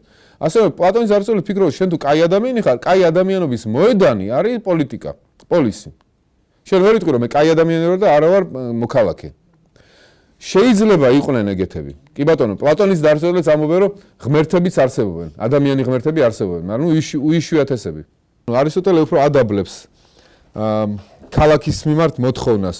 ის ამბობს რამეს რომ შენ არ უნდა იფიქრო რომ გაიდეალურო აუცილებლად ქალაქი. ეს ქალაქი როგორიც არის, ისეთი მიიღე, შეიძლება ოდნავ გაუმჯობესებაზე იფიქრო, კანონები ოდნავ გაუმჯობესება, მაგრამ არ უნდა მოახვიო თავს აუცილებლად რაღაც იდეალური ძალიან კაი კანონები, რომელიც შეიძლება რაღაც ქალაქში იმუშაოს, მაგრამ ამ ქალაქში არ მუშაობს. არ იმუშაოს, ასე პირდაპირ გადმოშუშვა, ასე ვთქვათ, ის კანონი. როგორც ჩვენ ვაკეთებთ ხანდახან საქართველოში, ევროპაში რაღაც კანონი მუშაობს და უცებ პირდაპირ გადმოვწერთ იმ კანონს და ეს კანონი მკვდრად არის უკვე, არ იმუშაოს, აგინდო სპეციფიკა აკავრების გათვალისწინებული არ არის. ამას არისტოტელე გეხმარება, რომ მიუდექის საქმეს რეალისტურად. არ გინდა ესეთი რაღაცა სუპერ რაღაცების გაკეთება, როდესაც ის არ არის პრაქტიცირებადი, ხო? მაგრამ მეორე ხო არისტოტელე ამბობს, რომ ეს არ ნიშნავს იმას, რომ ჩვენ უნდა შეეგუო რაღაცა არასწორ რაღაც სიტუაციებს, თუ კანონი ცუდია, როგორც მედიცინაში, მაგალითად, ჩვენ შეიძლება გაუმჯობესებაზე ვიმუშაოთ და უკეთესი მედიცინა შეიძლება არსებობდეს და რა თქმა უნდა, ადამიანებს გადაარჩენ უკეთესი მედიცინით და უნდა შეცვალო რაღაც. ასევე კანონი შეგიძლია შეცვალო. თუმცა აქ უნდა იყოს ფრთხილი. იმიტომ რომ თუნდაც უკეთესი კანონი რო შემოიტანო და ეს ხშირად აკეთო ესეთი რაღაცა. ამით უარეს საქმეს გააკეთებ ამ საზოგადოების, ისინი იფიქრებენ, რომ კანონის შეცვლა ასე მჩატედ შეიძლება. ჯობია ცუდი კანონი დატოვო, არისტოტელე ამბობს. ოღონდ იმ კანონს კონდეს თავისი ეს წმინდას განცდა, სუბლიმურობის და სიწმინდის განცდა ადამიანებში და წონის განცდა, რომ ეს გრავიტაცია აქვს თავისი იმ კანონს, ვიდრე ის რომ ჩატეთ ცვალო კანონები. ეს უფრო დააზიანებს საზოგადოებას. მაგრამ ისე არისტოტელე არის უფრო მიწიერი. პლატონი ძალიან დიდ თამაშს წევს, რომ აი იდეალურზე უნდა კონდეს ყოველთვის სწორება. ამ ხრივ ფიქრობ, პლატონი უფრო რევოლუციური არის ვიდრე არისტოტელე. რევოლუციური პოტენციალი პლატონში მეტი არის. ამავე დროს, რახან პლატონი ყველგან ჭრեց, რომ შენ უნდა ხედო აბსოლუტური კატეგორიებით, ფილოსოფოსი უნდა ჩაწვდეს აბსოლუტურ ღირებულებებს და იმის მიხედვით მოაწესრიგოს. ეს თქოს პრაქტიკასთან არაფერი კავშირი არ აქვს ამას. და არისტოტელის აზრით დამაზიანებელი შეიძლება იყოს. მაგრამ მეორე სულ ყველაზე გადამწყვეტ მომენტებში ზუსტად ეს გჭირდება ადამიანს. აი მაგალითად რო აიღო ესეთი სიტუაცია. ასარჩევი ყავს ვინმე პოლიტიკური ლიდერი, რა ვიცი, მეფეთან ან რაღაცა თანამდებობაზე პრეზიდენტად რაც გინდათ. და იცოდე რომ ერთ-ერთი კანდიდატი ძალიან კარგი არის ეკონომიკური პროგრამით, ამით ყველაფრით კარგია. ანუ ერთი მეორე ჩამორჩება ამ ყველა კომპონენტში, მაგრამ ერთი რაღაცა გაწუხებს, რომ დაუშვათ სასტუმალთან ჰიტლერის პორტრეტი უკიდია იმ კაცს. მეტი არ ვიცი რა აზრები აქვს, მაგრამ ვიცი რომ ეს ჰიტლერის პორტრეტი. ანუ პლატონი იტყოდა რომ მაპატიეს, საერთოდ დაივიწყე ეს ყველაფერი, გადააგდე რაც კი პროგრამა და ყველაფერი, ის თუ აქვს, უკვე გათავებულია საქმე. არავითარ შემთხვევაში არ შეიძლება მისი არჩევა. საპირწონე არ არის უბრალოდ. შენ აბსოლუტურ კატეგორიებში რო ხედავ, ეს აღარ არსებობს უკვე ეს როგორც პოლიტიკური კანდიდატი. და არისტოტელეს მოდელში რაღაცა შეიძლება მიკიმოკიბო რაღაცეები რა, ანუ ავი რა აზრით უკიდია ჰიტლერის პორტრეტი, რაღაც სამაგიერო პროგრამები კაია, რაღაცა ამ ქალაქის უკვე არ ვიცი. შეიძლება ეს აბსოლუტური ხედვები, აბსოლუტური კატეგორიების დადგენა, ამიტომ ძალიან პრაქტიკული იყოს, რომ რაღაც დიდი ბოროტებები არ მოხდეს. და ამაში ფრონესისი პრაქტიკული გონება არ დაგეხმაროს, მაგრამ აი თეორიული გონება, რაც პლატონი ალაპარაკობს, რითიც უნდა ჩაწვდე ჭეშმარიტ, ის დაგეხმაროს. შეიძლება დაგეხმაროს, რომ საფრთხე იგრძნო. ხო, აი, იმიტომ ის თუ არა გაქვს, ის თეორიული ხედვა თუ არა გაქვს დაკრისტალებული თავში, ვერც შენიშნავ ამას როგორც ძალიან დიდ საფრთხეს. და იტყვი რომ იქნება ეკონომიკური პროგრამა და ამითი ჯობდეს ამას და იქნება რაღაც. ამიტომ ეს ძალიან პოლიტიკურად პრაქტიკული შეიძლება იყოს ეს ძალიან მეტაფიზიკური იდეები. თუმცა არისტოტელეზე არ მინდა ვთქვა რომ არისტოტელე სხვანაირად იფიქრებდა, და არისტოტელე ძალიან პლატონისტი იყო და რაღაც ამბავში ძალიან გავს პლატონს, და არისტოტელე ლაპარაკობს რომ ყველაზე მაღალი მოქმედება ადამიანის მაინც პოლიტიკური ადამიანი კი არ არის. ყველაზე მაღალი მოწოდება ადამიანის არის თეორიულად მოაზროვნე ფილოსოფოსი, რომელიც პოლიტიკის მიღმაც კი არის. თეორიული ცხოვრება უფრო მაღალი ცხოვრება, პოლიტიკური ცხოვრება არისტოტელესთვისაც როგორც პლატონის მაინც 20 წელი პლატონთან იყო და ესეთ იდეას არისტოტელეც ატარებს. თეორიული გონება მაინც უფრო მაღლა დგას ვიდრე პრაქტიკული პოლიტიკური გონება. მაგრამ ალბათ არისტოტელე მაინც იყო უკვე ისკანდერის მასწავლებელი და ის უფრო პრაქტიკულად აზროვნებდა. შეიძლება ესეც იყოს. შეიძლება ეს კიდე საკითხია, იმიტომ რომ ალექსანდრე და სახელმწიფოსთან უფრო ახლოს იყო და მის მართვა შეიძლება, მაგრამ არისტოტელეც ამბობს, რომ ყველაზე თვითმკმარი და ღვთიური ადამიანი ისა, ვინც თეორიულად ფიქრობს მარადიულ ჭეშმარიტებებზე და რა თქმა უნდა, არისტოტელე ძალიან პლატონისტია გარკვეული აზრით. ამიტომ არისტოტელეც არ იტყოდა, რომ არ მგონი არისტოტელეს ხმა მიეცა იმ კანდიდატისთვის, ვისაც ჰიტლერის პორტრეტი ეკიდებოდა სასტუმროსთან. მე ვფიქრობ, რომ პლატონში უფრო მეტია ეს რევოლუციური პოტენციალი ვიდრე არისტოტელეში. იმიტომ პლატონი გისახავს რაღაცა ძალიან მაღალ თამასას. აი ვის აქ გოეთეს აქ მგონი, რა თქმა უნდა, რომ აი რო შეადარო პლატონის არისტოტელეს ფილოსოფიებიო, პლატონი გავს ობელისკსო და არისტოტელე პირამიდასო თან. მაგრამ იდეა ხო ორივეს ერთი აქვს და ეს არისტოტელე ცდილობს, რომ განხორციელების რეალური გზები გამონახოს. კი, იდეა ერთი აქვს იმ გაგებად, რომ რეალურად ქალაქი მაშინ არის, როცა ის ადამიანის ზნეობრივ ჩამოყალიბებას და ბედნიერებას უწყობს ხელს. სხვანაირად ქალაქი არ არის. კედლები და რაღაცა არ ვიცი, ეკონომიკა არ ქმნის ქალაქს. არისტოტელეს რო გეკითხა ხა სახელმწიფო რომელია დაუშვათ ჩვენ ჩამოვაყალიბეთ რაღაცა საერთაშორისო კონსორციუმი ადამიანების, ვინც ფიქრობთ, რომ მოდი ავაწყოთ ეკონომიკური ცხოვრება რაღაცა და ყველაფერი ეს იმისთვის, რომ ზნეობრივ ადამიანებად ჩამოვყალიბდეთ. მაგრამ ჩვენი სახელმწიფოები ზნეობრივ ადამიანებს არ გვაყალიბებენ და არც მოგვიწოდებენ ამისკენ. არისტოტელე იტყოდა, ნამდვილი სახელმწიფო ეგ კონსორციუმია და არა ის სახელმწიფოები, რომელშიც ცხოვრობ და რომელიც მოქალაქეც ხარ.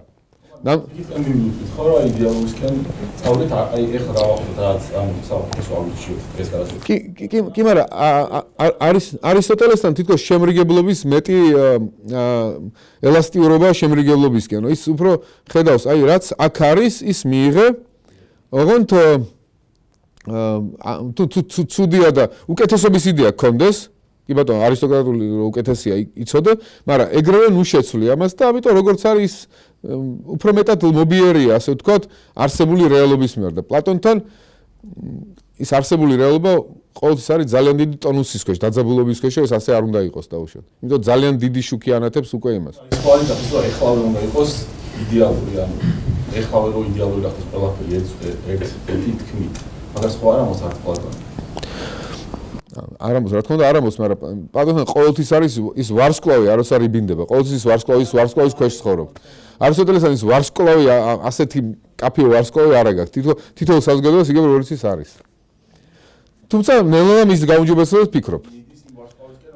ნელ-ნელა არისტოტელე ამბობს, რომ ისეთი კანონები უნდა შეცვალოს ასე თანდათანობით, არც ისეთი ადვილი კანონები უნდა დაუწესო ქალაქს, რომ შენ არაფერი არ შეგეცვალოს, მაგრამ ისეთი რთულიც არ არის განხორციელებელი იყოს. ამიტომ თამასა ნელ-ნელა უნდა აწიო.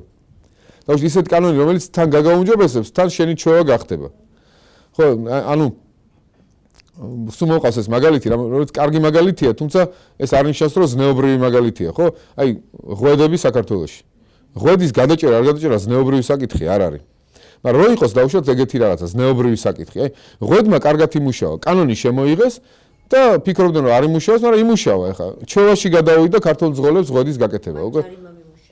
ჯარი, კი, კანონი და ჯარიმა ერთად, რა თქმა უნდა. კანონი ჯარიმა ერთადაა. ჯარიმა და კანონმა ერთად იმუშავა იქეთკენ და უკვე ჩვევაში გაგდა. ჯარიმაზეც არ ფიქრობ, ისე აღარ გადაიჭერ ღვედს. ეხლა რო შემოიტანო ზნეობრივი ეგეთი კანონები, რომ გითხრან, შენ თუ თვეში ერთი 10 უმწეო მოხუცებული არ გადაიყვანე ქუჩაზე, ხელფასი ოდნავ დაგაკლდება დაუშვათ. და შენ უკვე ზნეობრივი კანონი გაეხმარები და მე რაღაცა ჩამოგიყალიბდება ჩვევა, რომ შენ მარტო 10 კი არ ეხმარები, 15 ეხმარები, მარტო ქუჩაში გადასვლაში კი არა, სხვა რაღაცაში დაუშვათ, რიგში რაღაცაში. ანუ რაღაც ბიზგი გჭირდება, აი ეხლა არის ეგეთი თეორია, ახლა თანამედროვე სოციოპოლიტიკური თეორია, ნაჯი არის რაც ჯიკავი, აი სახელმწიფო უნდა გააკეთოს თუ არა კეთილი ჯიკავები ადამიანებზე, რომ ეს რაც ჩვეობა, კეთილი ჩვევები ჩამოუყალიბდეთ. მაშინ ესე იგი ჯერ სახელმწიფო უნდა გაარკვიოს რა არის კეთილი და რა არის. ხო, რა თქმა უნდა, ამიტომ ვისაც აქვს ფრონესისი, ვისაც აქვს, ფრონეს იმან იცის რომ რაღაცა კეთილი ჩვევა არის, ხო? ეხლა რომ დაუწესო, არ ვიცი, რომ დაუწესო ადამიანს 10 მოხუცი კი არა, ყოველ დღე უნდა გადაიყვანო მოხუცები და რაღაცა ეს შეიძლება ვერ გააკეთოს. ეგრევე ფრანცის ასაზელი ვერ გახდება, ხო ადამიანი. მაგრამ რაღაცა დონეზე პატარა ძალადობა სახელმწიფოდან, რომელსაც მე მივიღებ როგორც არა ძალადობას, არამედ როგორც კეთილ კოერციას, ანუ კეთილ რაღაცა ზემოქმედებას ჩემზე და მივიღებ ამას და განვავითარებ როგორც ჩემს საკუთარ ჩვევას. ეს სწორია არისტოტელეს აზრით. მე მქონდა პირადი გამოცდილება ერთხელ მოვყევი კიდეც, რომ შარშან ვიყავი ბუდაპეშტში მთელი წელი და დავიწყე სიარული ამ სარბენ ბილიგზე ჯიმში, ხო? და ეს ჯიმში იყო ეგეთი წესი, რომ შენ რო დაამთავრებდი ვარჯიშს უნდა აგეღო ეს რაღაც ხსნარი, იმიგესხურებინა, გაგეწმინდა ეს მთლიანად ეს ხელს ტრენაჟორი, ხო, რაც ქვია. ეხლა თბილისში ამას აკეთებენ დამლაგებლები და ამას არ აკეთებდი დაუშვათ. და იქ რა ხან ხედავდი რომ ყველა ამას აკეთებს, მეც გადამივიდა ეს ჩვევაში. ხედავ რომ აი წლის ბოლოს უკვე მე თვითონ დისკომფორტს განვიცდი რომ ეს არ გამეკეთებინა. თავიდან თითქოს შემოიჭრა ჩემში ეს ახალი რაღაცა ამოცანა, რაღაცა ცოტა ძნელიც იყო, მაგრამ მე გადავიდა ჩვევაში და უკვე ადვილი იყო. ანუ აი ეგეთი სწორი კოერცია, სწორი დაძალება სახელმწიფოს არისტოტელე მიიჩნევს, რომ კარგი კანონი მაშინ კანონობს, როცა აი ეგეთ კანონს დაუდებ, რომელიც არ აღიქმება როგორც ზედმეტად რთულად შესასრულებლად, ამავე დროს იწვევს შენში კაი ჩვევის განვითარებას. ამიტომ სახელმწიფო განვითარებს შენ როგორც ადამიანს, უკეთეს ადამიანს ხდის თავისი კანონებით. უნდა ხდიდეს, ხო, ეგიდეა. სისტემით დიდი ალბათ.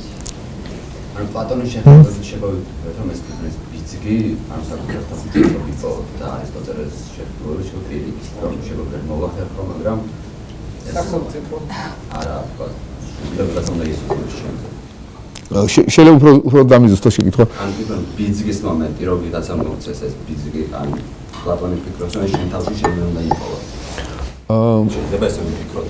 პლატასე არ არის ხა იქაც ანუ შენც ხა რაღაცა გაუნჯობესებას ყველა ფიქრობს. დაუშვათ შენ კონტრასტს ხედავ ყოველ შემთხვევაში არის სხვა ქალაქში ჩახვედი და ნახე რაღაც კანონები მოქმედებენ. საქართველოს შვეიცარიაში ჩახვიდე მაგალითად, ნახავ რომ ახ რა სხვანაირად აქვს ყველაფერი. თუნდაც მანქანები როგორ სწორედ დადიან რაღაცა და ხედავ რომ თბილისში ერთბაშად ამას ვერ გადმოიტან, მაგრამ უკვე გიჩნდება სურვილი ამ კონტრასტის გამო რაღაცა მაინც შეცვალა. და ამიტომ რაღაცა შეიტან პარლამენტში რაღაც შენ ამორჩეულ დეპუტატს მოსთხოვ რომ იცი რა ეს გავაკეთოთ რა მოდი ნაგავს აი იქ რომ წავედი და ნაგავში აი ამდენი დიფერენციაცია შუშა ცალკე ეს ცალკე ამდენი არ გვინდა ჩვენ 5 დიფერენციაცია არ გვინდა მაგრამ 2 მაინც გავაკეთოთ რა და რაღაცა უფრო მოაწესრიგოთ ეს საკითხი და შეიძლება 2 გააკეთოს მე პარლამენტმა რაღაც ახალი კანონი მიიღონ და ასეთი რაღაცეები მაგრამ შეიძლება ყველა მთელი საზოგადოება ამაზე არ ფიქრობდეს მაგრამ თავიდან რომ ჭკვიანმა ხალხმა ეს შემოიტანა, იმან მიიღოს, არა, კაია, კაი რაღაც, კაი კანონი შემოუტანიათ. ამას მე მივიღებ. ამას მე დავემორჩილები.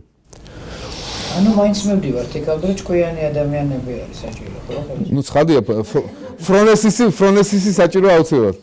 მაგრამ არისტოტელესთან არ არის გაყინულად ეს. არისტოტელე უნდა ვიცვლებოდეთ ჩვენ. რაღაცა პერიოდი შენ ხარ მართული, მე უნდა გავხდე მართული და შენ მართული, ამიტომ მე უნდა ვიცოდე მართული როგორ, მე კაი მართული რო იყო, მართulis ბედიც უნდა ვიცოდე და უნდა ვიცვლებოდეთ ამიტომ.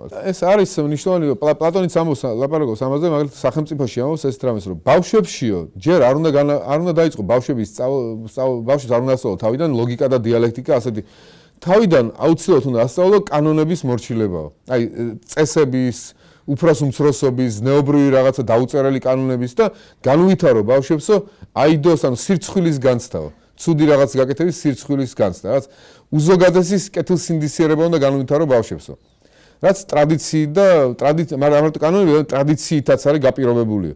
ამის მერე რომ ჩამოუყალიბდება ეს ზოგადი ზნეობრივი რაღაცა საფუძველიო, მე დიალექტიკაც ასწავლეო. მე როგორ დიალექტიკას მოამსახურებს ამასო.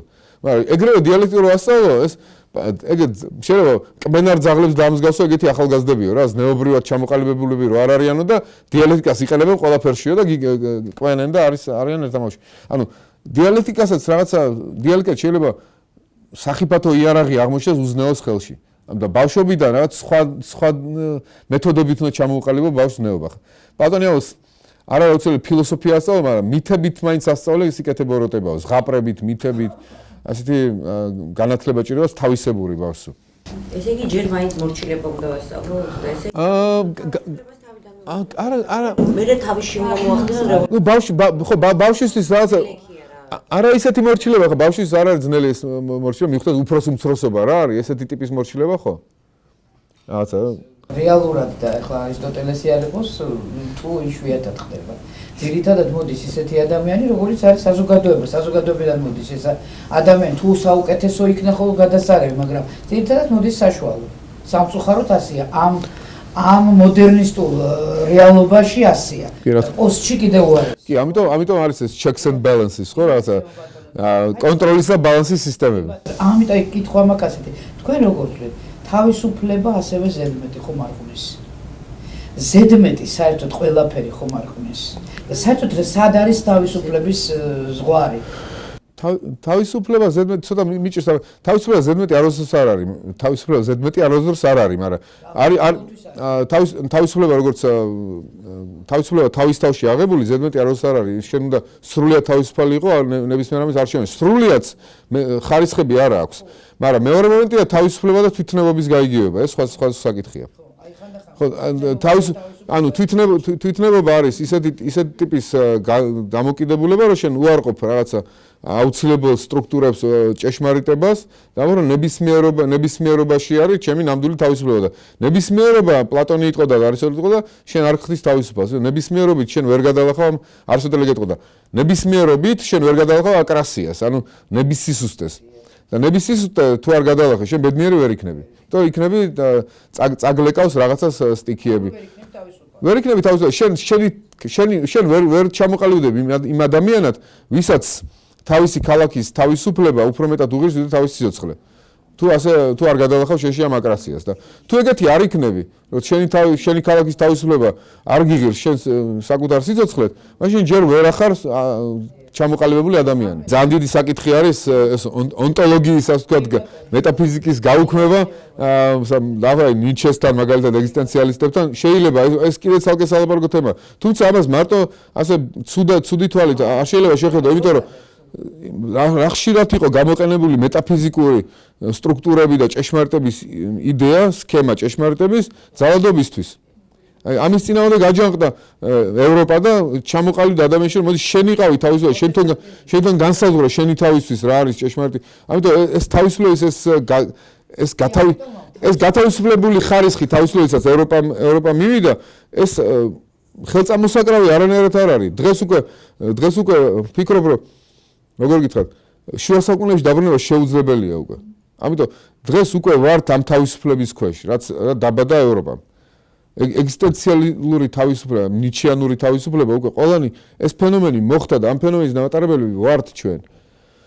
გინდათ ახლა ადამიანი სწამდეს ჭეშმარიტების და პლატონის და პითაგორას იდეების და ქრისტიანი იყოს უკვე ის სხვა სახით იქნება ქრისტიანი იმ თავისუფლების მუხტით და იმ განზომილებით რაც ამ ფილოსოფოსებმა დაბადეს ამ ახალმა ევროპამ დაბადა დღეს შეუძლებელია ვერ მოიჩვენებ თავს რომ არ გამოიჩეკეთ უკვე გამოგჩეკეს ამ დიდმა განმანათლებლობის დიდმა კულტურამ გამოგჩეკა ასე ვთქვათ ჩვენ უკვე სხვანაირები არ ვართ თვათ ისეთები როგორც ამიტომ მე ხელწამოსაკრავი არ არის ის თავისუფლებაც რაც განმანათლებლობამ მოიტანა შეუქცევადი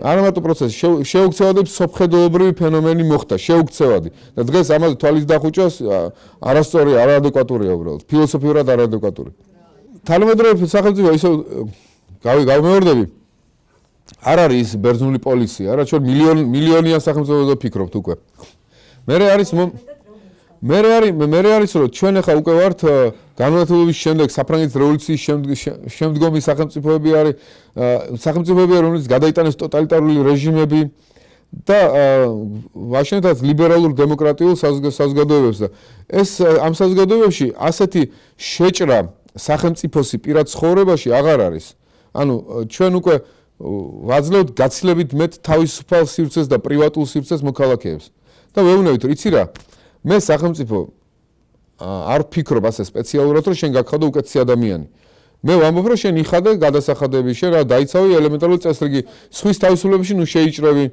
და შენი ცხოვრებისგან რაც გინდა ის გააკეთე, ეხლა მე არ შევიჭრები შენს არჩევნებში.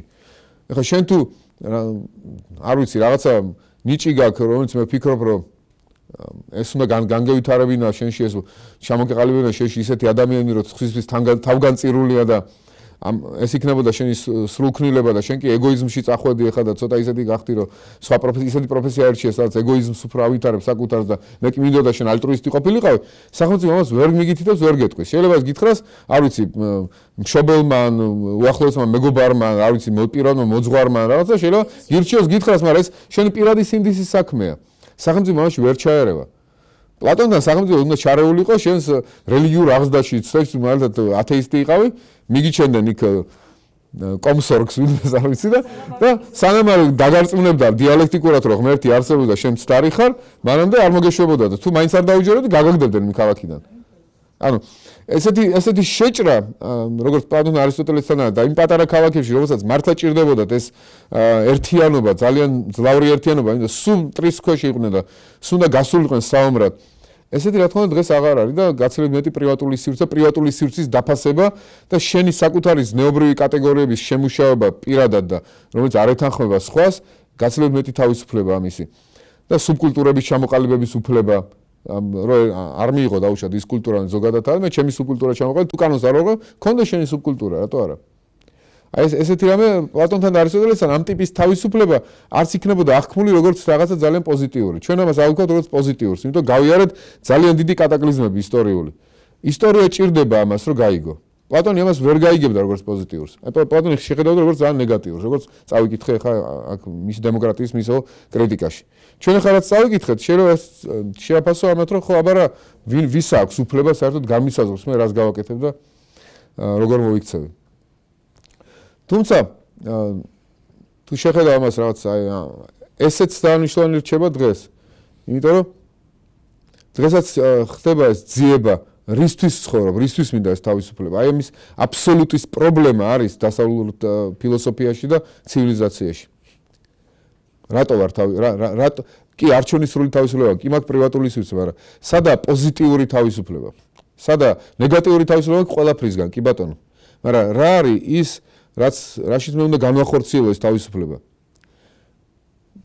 აქამდე მეუბნებოდნენ რაღაც ტოტალიტარულ სახელმწიფო მეუბნებოდნენ, აი ეს გააკეთე და ხედავ რომ ის იყენებდნენ ამ იდეას, მაგრამ ეს არნიშნავს რახან ისინი ტოტალიტარულ სახელმწიფო მეუბნებოდნენ ამ იდეის გამო გულაგებში და რა ვიცი კონსტანტინოპოლ ბანაკებში გაუშვეს უამრავ მილიონობით ხალხი, ამის გამო თვითონ ეს იდეა არასწორი არის. პლატონი გამოყენებული, ავად გამოყენებული იქნა ძალიან ბევრი დიქტატორის მიერ, მაგრამ ეს არნიშნავს პლატონი სისულელებს ამბობდა. ისევე როგორც ნიჩე. ისე როგორც ნიჩე, რა თქმა უნდა.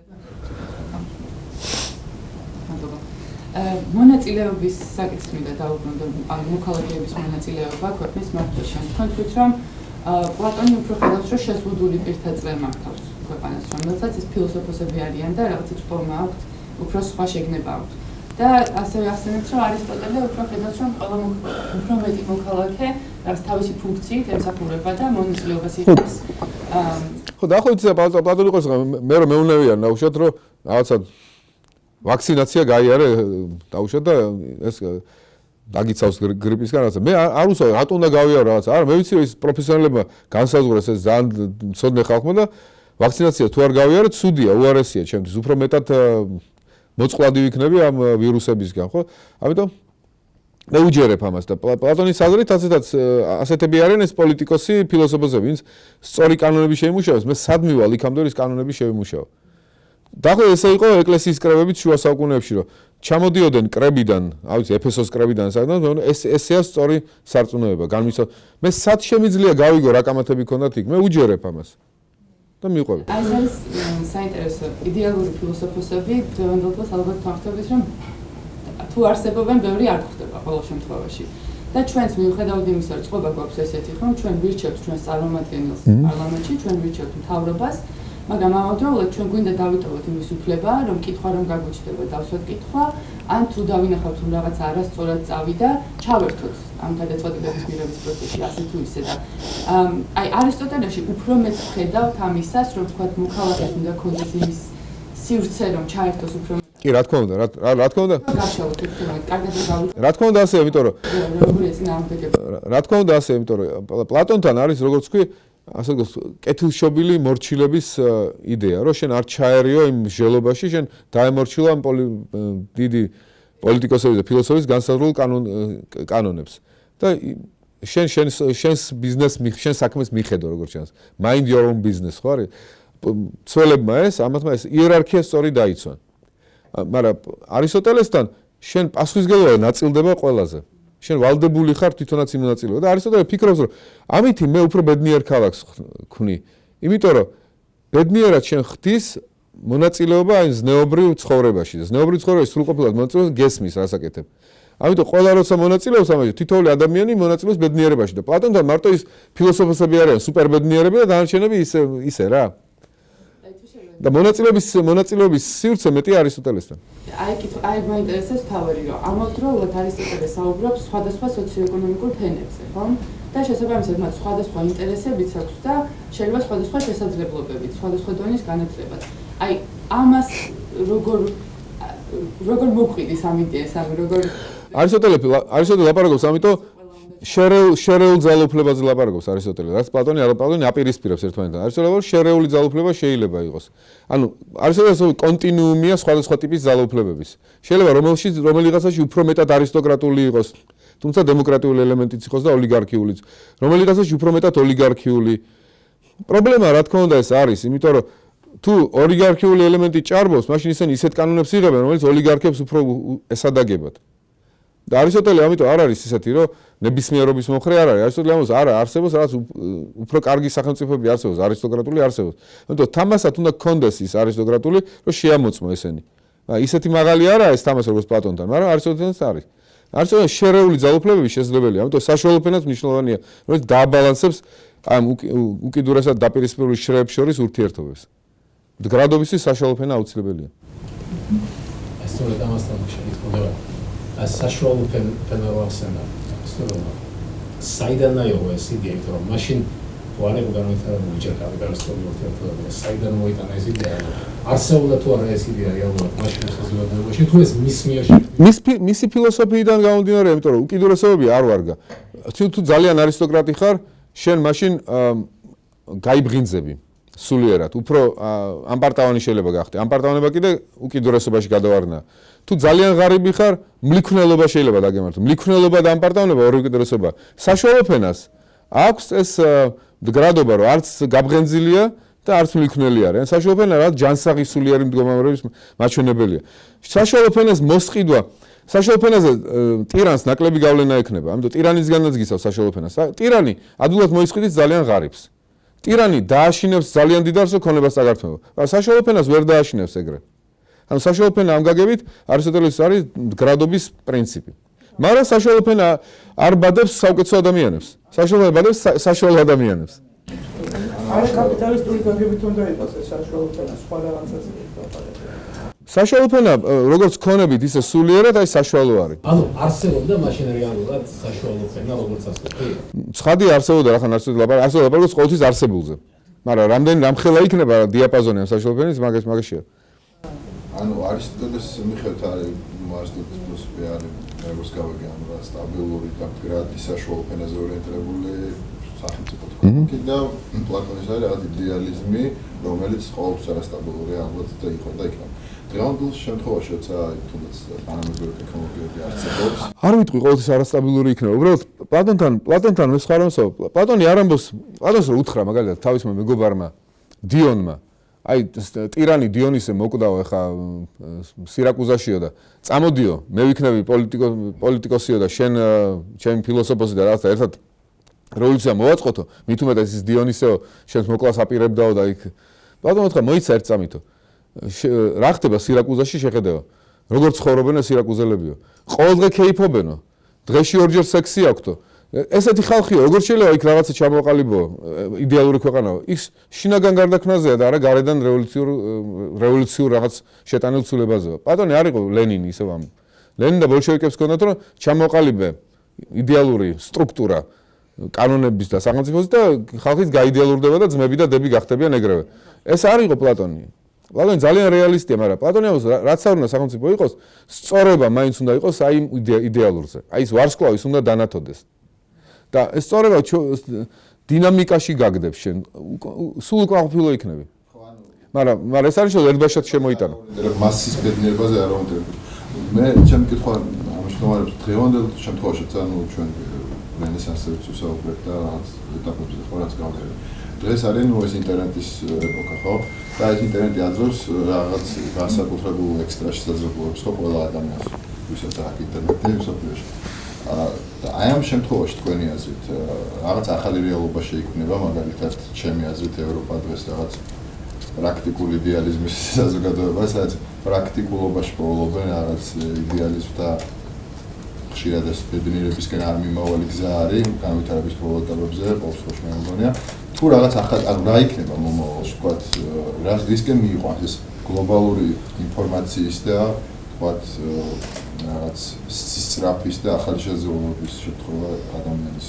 იცი არ ვიცი ხა მე უნდა გაცილებით მეტი უნდა ვიფიქრო ამაზე და არა ვარ მომზადი ხა ამ შეკითხვაზე უპასუხო. რა თქმა უნდა არა უჩვეულო რეალობა იქნება ხა ამ ინტერნეტის მეშვეობით პრივატული სივრცეს არნახული როგორ თქვა თითქოს პრივატული სივრცეში ვიცავთ, მაგრამ ეს ინტერნეტი ამ პრივატულ სივრცეს ანადგურებს ხშირად. და ისეთი ღიაობა იქნება, რომელიც შენ არ გინდა შეიძლება.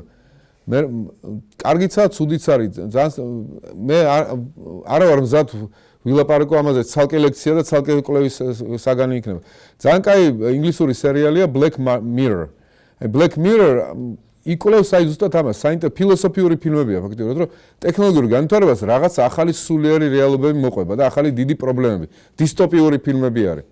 ანუ სპეციალურად აკეთებენ ამას, რატო? იმიტომ რომ ისინი ამბობენ, ტექნოლოგიის განვითარება გარდაუვალია. მაგრამ რა შეიძლება ამას მოყვეს? რისგან უნდა დავიცვათ თავი? ამ გარდაუვალებას კარგიც მოაქვს და უფრო მეტი კარგი მოაქვს, რა თქმა უნდა. მაგრამ გვერდითი შედეგები ძალიან სახიფათოებით შეიძლება მოყვებოდეს და ამ გვერდითი შედეგებზე რეფლექსია ფაქტობრივად Black Mirror. ძალიან საინტერესო საკითხია, მაგრამ უბრალოდ ეხლა არ ვარ მზად ამას უპასუხო. სანამ იცის რა მაინტერესებს მას აი არისტოტელე საუბრობს საშუალო ფენაზე. არა ამ საშუალო ფენას მათი ეს გარეგანი საშუალობა ქნის თუ შინაგანი საშუალობა, იმიტომ რომ ორივე არის. შინაგანს უნდა გასაცვლო. ბატონო? სულიერ მდგომარეობას უნდა გასაცვლო. ანუ ხო და აი მაგამდე მივიდა რომ ის გარეგანი უსაზღვრავს თითქოს შინაგან სულიერ მდგომარეობას და სანამ ეს საშუალო ფენა იქამდე არის საშუალო სულის და რო აიღო ეს არისტოტელის საშუალო ფენის ადამიანი და გააღატაკო ხო ის აი როგორც წეღანთ ხო ორი უკიდურესობა რო იყო რომ მაგალითად შეიძლება ასე შეხედო ამას ის ხო შეიძლება ასე შეხედო გახდება არისტოტელის საშუალო ფენის ადამიანი რო გაღარიბდეს ეს არ ვიცი მაგრამ მე უფრო სხვანაირად შეხედავდი ამას რომ ის იმიტომ გახდა საშუალო ფენის ადამიანი რომ ესეთი სულიერთვისები ჰქონდა და ამან გამოიწვია ისო საშუალო ფენის არის აი მაგრამ თუმცა ხა მაგრამ შეხედო ეგეთ სიტუაციაა რა დაუშვათ ხედავ რომ ადამიანები კანონები შექმნეს ადამიანებმა და დუელები აიგრძალა დუელი აიგრძალა კანონით მაგრამ ხედავ რომ ეს ადამიანები ვინც ერთმანეთს ვერ იტანენ აი ბჟუტავი ბოღმით ცხოვრობენ მთელი ცხოვრება ერთმანეთის მიმართ და ერთმანეთს რაღაც პატარას კანონის ფარგლებში ხიმანდრობენ ერთმანეთის წინააღმდეგ რაღაც ესა უღირსება იყენებენ კანონს და ვერც ბედავენ რომ თქვა რომ მე ჩემი ღირსება სიცოცხლეს მეტად ჩემი ღირსება მიღირს და დუელი ამას გამოხატა და ღიად და მოდი ჩვენ შევქნათ ეგეთი დუელანტების საზოგადოება სადაც ეგ ვეტყვით ერთმანეთს რომ ღირსება უფრო მნიშვნელოვანი ჩემთვის სიცოცხლე და ამას გამოხატა დუელში თავისუფლად და შევქნათ ეგეთი სუბკულტურა დუელანტების. სახელმწიფო ჩვენ ჩაგვსვავს ციხეში. მაგრამ ჩვენ უკეთესი სულები გვაქვს არისტოტელე იტყოდა, ვიდრე იმას, ვინც კანონებს იცავს. თუმცა რა თქმა უნდა, მე არ ვამბობ ქრისტიანული იდეალია, რომ გვეპატიებენ ერთმანეთს, კიდევ უკეთესი იქნებოდა, მაგრამ აქ არც პატიობენ ერთმანეთს. უბრალოდ ბჟუტავი ასე გულნამცეცა ბოღმით ცხოვრობენ. რა თქმა უნდა, დუელი ჯობია ბჟუტა გულნამცეცა ბოღმას. მაგრამ ეს სუბკულტურა შევქნათ ჩვენ და უკეთესი სულები გქონდეს, გაგვაგდებენ ქალაქიდან. ან ციხეში ჩაგვსვან.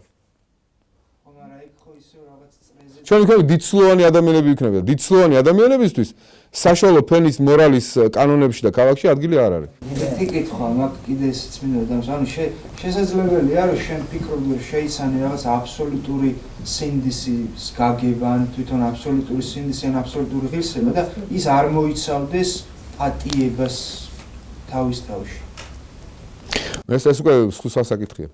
ეს სხვა საკითხია, შენ აუშვათ ქრისტიანობა ასწავლის, რომ ეს პატიება უმაღლესი არის, ხო, მაგრამ შეიძლება დასვა შეკითხვა, რომ ნიჩე იტყოდა, რომ ეს მოიგონეს სულმოკლე ადამიანებმა, რომლებიც ვერ ბედავდნენ დუელში გასვლას, რა ვიცი, ეს შეიძლება თქვა. ფილოსოფიის საკითხია უბრალოდ. პლატონი დაეთანხმოდა უფრო ქრისტიანობას, იმიტომ ის ამბობს, აი, შენ რო შური იძიო, ეს არ მოყვება ამას რაღაცა, დიალექტიკურად ამბობს, რომ ჯობი არ იძიო შური და ასე. მაგრამ დღევანდელი ცნობიერება არის მაინც საშუალო ფენის ცნობიერება, ხო? ხო, ეგ საკითხია ხა საქართველოს, ეგ ძალიან საინტერესო საკითხია. ეს ძალიან საინტერესო საკითხია, ჩვენ ქართველები დემოკრატები ვართ, ანუ დემოკრატია გულისხმობს საშუალო ფენის თუ არისტოკრატები.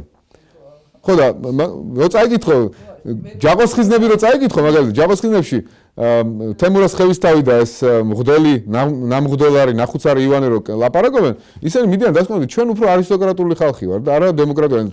ფსიხე ქართველების უფრო არისტოკრატული, ამიტომ შეიძლება ძალიან პრობლემაც იყოს, რომ დემოკრატიას ასე ტენიანს არ ამბობ. დემოკრატია კარგი, მაგრამ როგორ უნდა შემოიყვანო დემოკრატია საქართველოში? შეიძლება მეტი არისტოკრატული ელემენტი უნდა შემოიყვანო, რაღაც ხო, შეიძლება არისტოტელე შეიძლება ეთქვა, რომ არ ვიცი, იცი რა, ეგრევე ასე გადმოტანა ამ ფორმის, ამათან სხვანაირი რაღაცა შეიძლება ოდნავ რაღაცა არისტოკრატული ელემენტების წაქეზებით იყოს დემოკრატია რაღაც. ყოველ შემთხვევაში შესასწავლია ეს საკითხი. დემოკრატია პრობლემატური კატეგორიაა და თითოეულ ალბათ ხალხს და კულტურას თავისებურად გადაწყდება დემოკრატია ამ თითოეულ ხალხის კულტურაში. დემოკრატია არის, რამდენიც არის ქვეყანა და ნოერი ხო. ხო, დემოკრატიას ალტერნატივა არ აქვს ჩემთვის, მაგრამ დემოკრატია რაღაც ფორმებს იძენს. რა თქმა უნდა, რომ ეხლა ესეთი ამ ეპოქაში ვცხოვრობ, მაგრამ მაინც ალბათ ჩვენ უფრო ხო, არა მარტო ეპოქაში, მეგონი სხვა დემოკრატია გულისხმობს აი ფუკიამას მე არ ვეთანხმები, რომ აი რაღაცა დამთავრდა, იმიტომ რომ მე მგონია რომ მაინც ევოლუცია მიდის და არავინ არ იცის 100 წელს მერე რა იქნება. 90-იანებში ის მე თვითონ გადადგა. არა, ხო, და ამიტომ ვამბობ, რომ დემოკრატიაც ალბათ. ნუ გადათქვა, მაგრამ მე კიდე დაუბრუნა, მე უფრო ფუკიამასკენ ვარ გარკვეული აზრით, იმიტომ რომ ის რაც შეიქმნა ეს ადამიანის თავისუფალი გამოხატვა, პასუხისმგებლობა, რაც დემოკრატიამ მოიტანა, ლიბერალურმა დემოკრატიამ, რომ ადამიანის არ შეიჭრა ადამიანის პრივატურ სივრცეში, დააფასა მისი თავისუფლება. ეს ამაზე უკეთესი აღარ შეიქმნება უკვე, მაგრამ ამას რა მოყვება მე და რა პრობლემები მოყვება, ეს კიდე სხვა საკითხია. უკეთესი რა გაგებით? გარდაუვალი რაღაცა მოხდა, რაც უფრო რაც მეტი შეიძლება რაღაცები რაღაცები სხვა რაღაცები განვითარდება, თუ არსი იმდენად ფუნდამენტურია, რომ ამის იქით აღარ განვითარდება ეს. ფაუსტი მერე მაინც დაბრუნდა უკვე.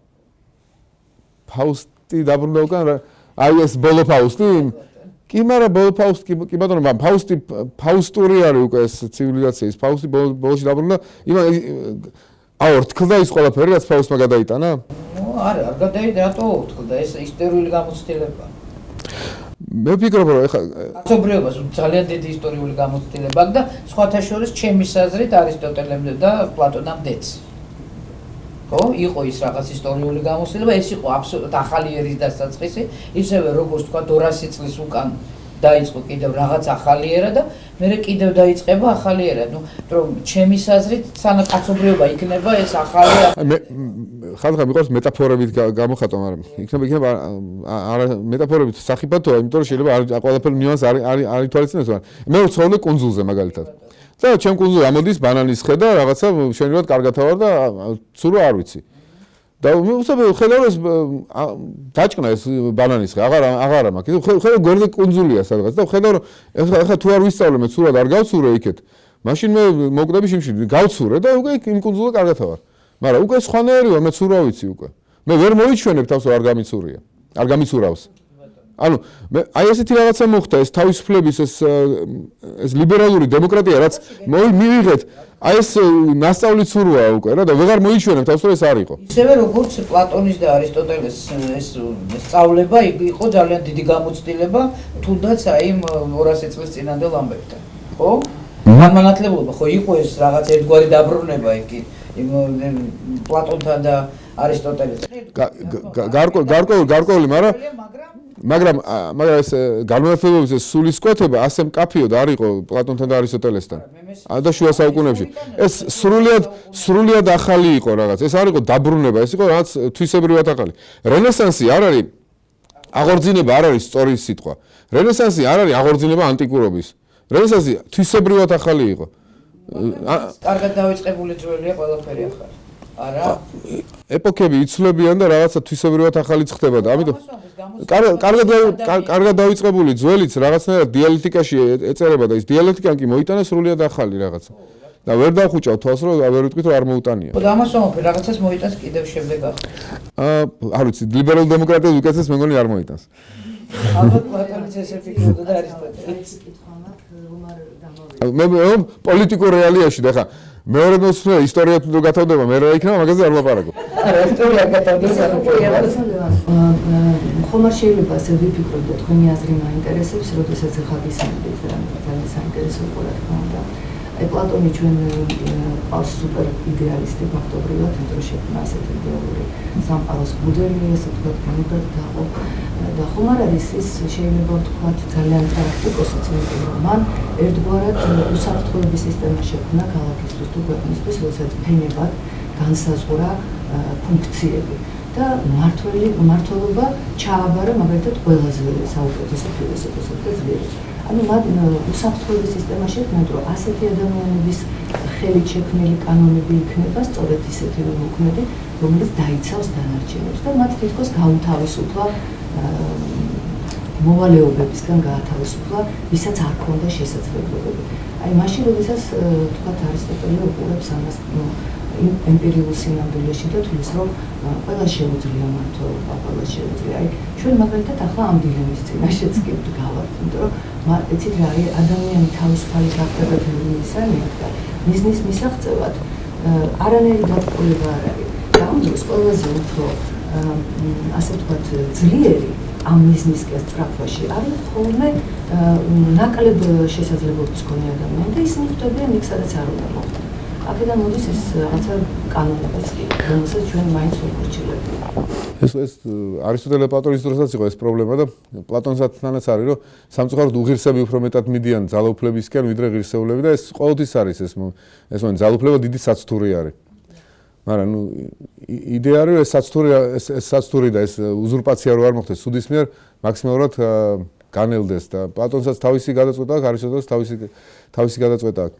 ხა არ ვიცი რამდენად უსაფრთხოება კი ბატონო, მაგრამ მეორე მომენტია რომ ეს მარტო პროფესიონალებზე მინდობა ეს და შენ თვითონ არ ფიქრი ამ პლატონი ამ სახელმწიფოში არ ლაპარაკობს ისე რომ როგორ განვითარდნენ ეს ფენები და ფენებიც რო დინამიურად უნდა იყვნენ და ვერტიკალური მობილობა რო უნდა არსებობდეს. ვერტიკალური მობილობა რას ნიშნავს, რომ მე თუ დაუშვათ ვარ ხელოსანი და გამოვავლინე მეომრული თვისებები, მე გადამიყვანე მეომრებში. მე თუ მეომარი გამოვლინე ფილოსოფიასთან და გამიყვანე ფილოსოფიაში. აი ეს ვერტიკალური მობილობა ზე არ ლაპარაკობს პლატონი ამ ნაწარმოებში. თქოს აი სტატიკურად იღებს ამ ფორმას. არა და პრინციპში პლატონთან უნდა იყოს ეს, იმიტომ რომ ყველა ადამიანი იქიდან არის ჩამოვარდნილი. ყველა ადამიანი იქ ხედავდა რა იმ ჭეშმარიტებას. ანუ ყველა ადამიანი პოტენციურად ფილოსოფოსია.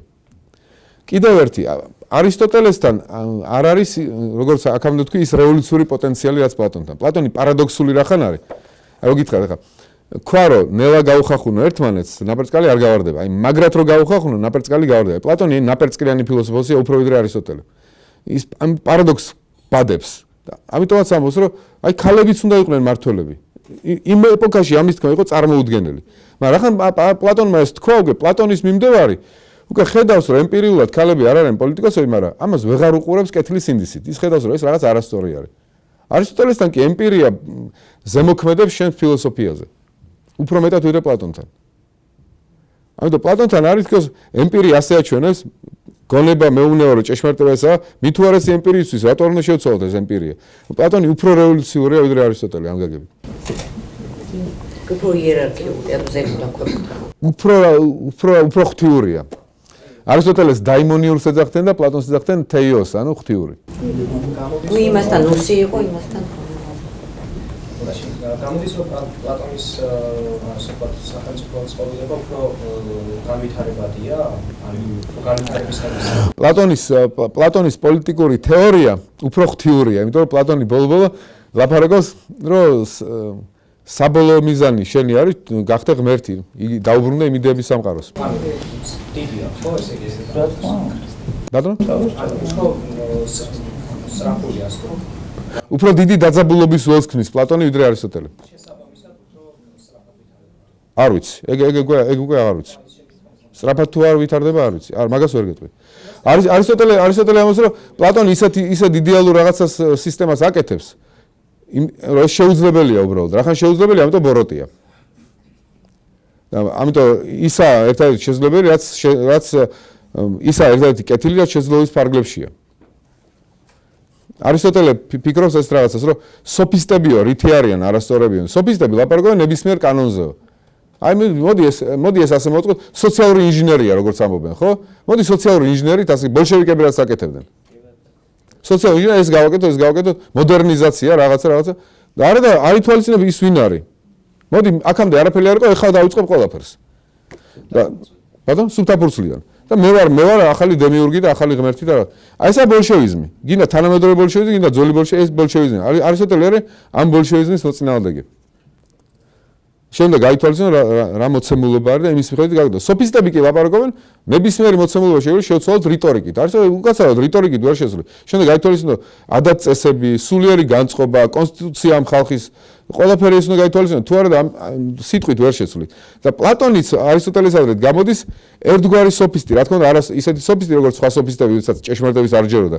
მისივე პლატონი დამუხტულია რაც არასწორი გაგებით ჭეშმარიტების, როგორც მიღმიერის და იმითი უნდა ზემოქმედება პოლიტიკაზე. და რახან ის მიღმიერი ფიქცია არისტოტელესთვის და მარტო ის არის რეალური, რაც განხორციელებადია და განხორციელებულია.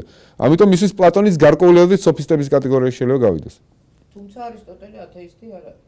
არა, რა თქმა უნდა, არისტოტელე ყველაზე ფუნდამენტურად პლატონისტი რჩება, იმიტომ არისტოტელესთან სამყაროს საწყისი არის უძრავი მამოძრავებელი, რომელიც არის უხილავი და ზემატერიალური და ასე შემდეგ. მასთან მიმართებაში რა არისტოტელეს პოლიტიკური თეორია ამიტომ ძალიან დიდ წინააღმდეგობას შეიცავს თავის თავში, იმიტომ რომ ფილოსოფოსის მიზანი არის გახდეს ისეთი როგორც უძრავი მამოძრავებელი, თვითმკმარი. და მაგრამ ასეთი ფილოსოფოსი ვეღარ იქნება პოლიტიკოსი. თვითმკმარი აღარაა პოლიტიკოსი. ამიტომ რაც დილემა, შენ თუ ძალიან განვითარდი, ესე ვეღარ იქნები კაი პოლიტიკოსი. ისე როგორც მეგობარი, შენ კაი მეგობარი ვერ იქნები თუ ფილოსოფოსი გახდი, რატომ? იმიტომ რომ მეგობარი არის, რომ ურთიერთობა გინდა სხვასთან, სიამოვნებას გიხარია ურთიერთობა. ფილოსოფოსი თუ ხდები, უფრო და უფრო მეტად ემსგავსები უძრავ მამოძრავებას, რომელიც თავის იდეალურ ფიქრებშია მოქცეული. მარტო თავისი ფიქრების ფიქრობს. თავის იდეალურ ფიქრებს ფიქრობს. და შენ თუ ბატონო არისტოტელეს ღმერთი არავისთან არაფერს არ აზიარებს. ის არის თავისთვის. ანუ თვითმკმარი არის და შენც თუ ეგეთი ხდები, შენ თვითმკმარი ხდები. ამიტომ კარგი ფილოსოფოსი, ძალიან დაწინაურებული ფილოსოფოსი, ცუდი მეგობარი გამოვა. არის ეს როგორ კაცო, მეგობრობა ხო კაიაო და ამაზე სხვა დროს ვიფიქრებო. არა აქვს პასუხი. ანუ შეიძლება შენივე მეტაფიზიკა მოვიდეს დაპირისპირებაში შენივე ეთიკურ თეორიასთან. შეიძლება ვწდები, მაგრამ მე ასე მგონია, რომ პლატონმა უბრალოდ იმდენად მაღლა აწია თამასა, რომ შეიძლება არისტოტელესაც ესმოდა ეს, მაგრამ იმდენად მაღლა აწია, რომ ჩვეულებრივ ხალხს ხელები ჩამოაყრევინა. და აი ეს უკვე ქმედითობის რაღაცნაირად პოტენციას აქვეითებს მერე და შეიძლება მაგითო თქვა ის, რაც უნდა გაიგო ცხებს.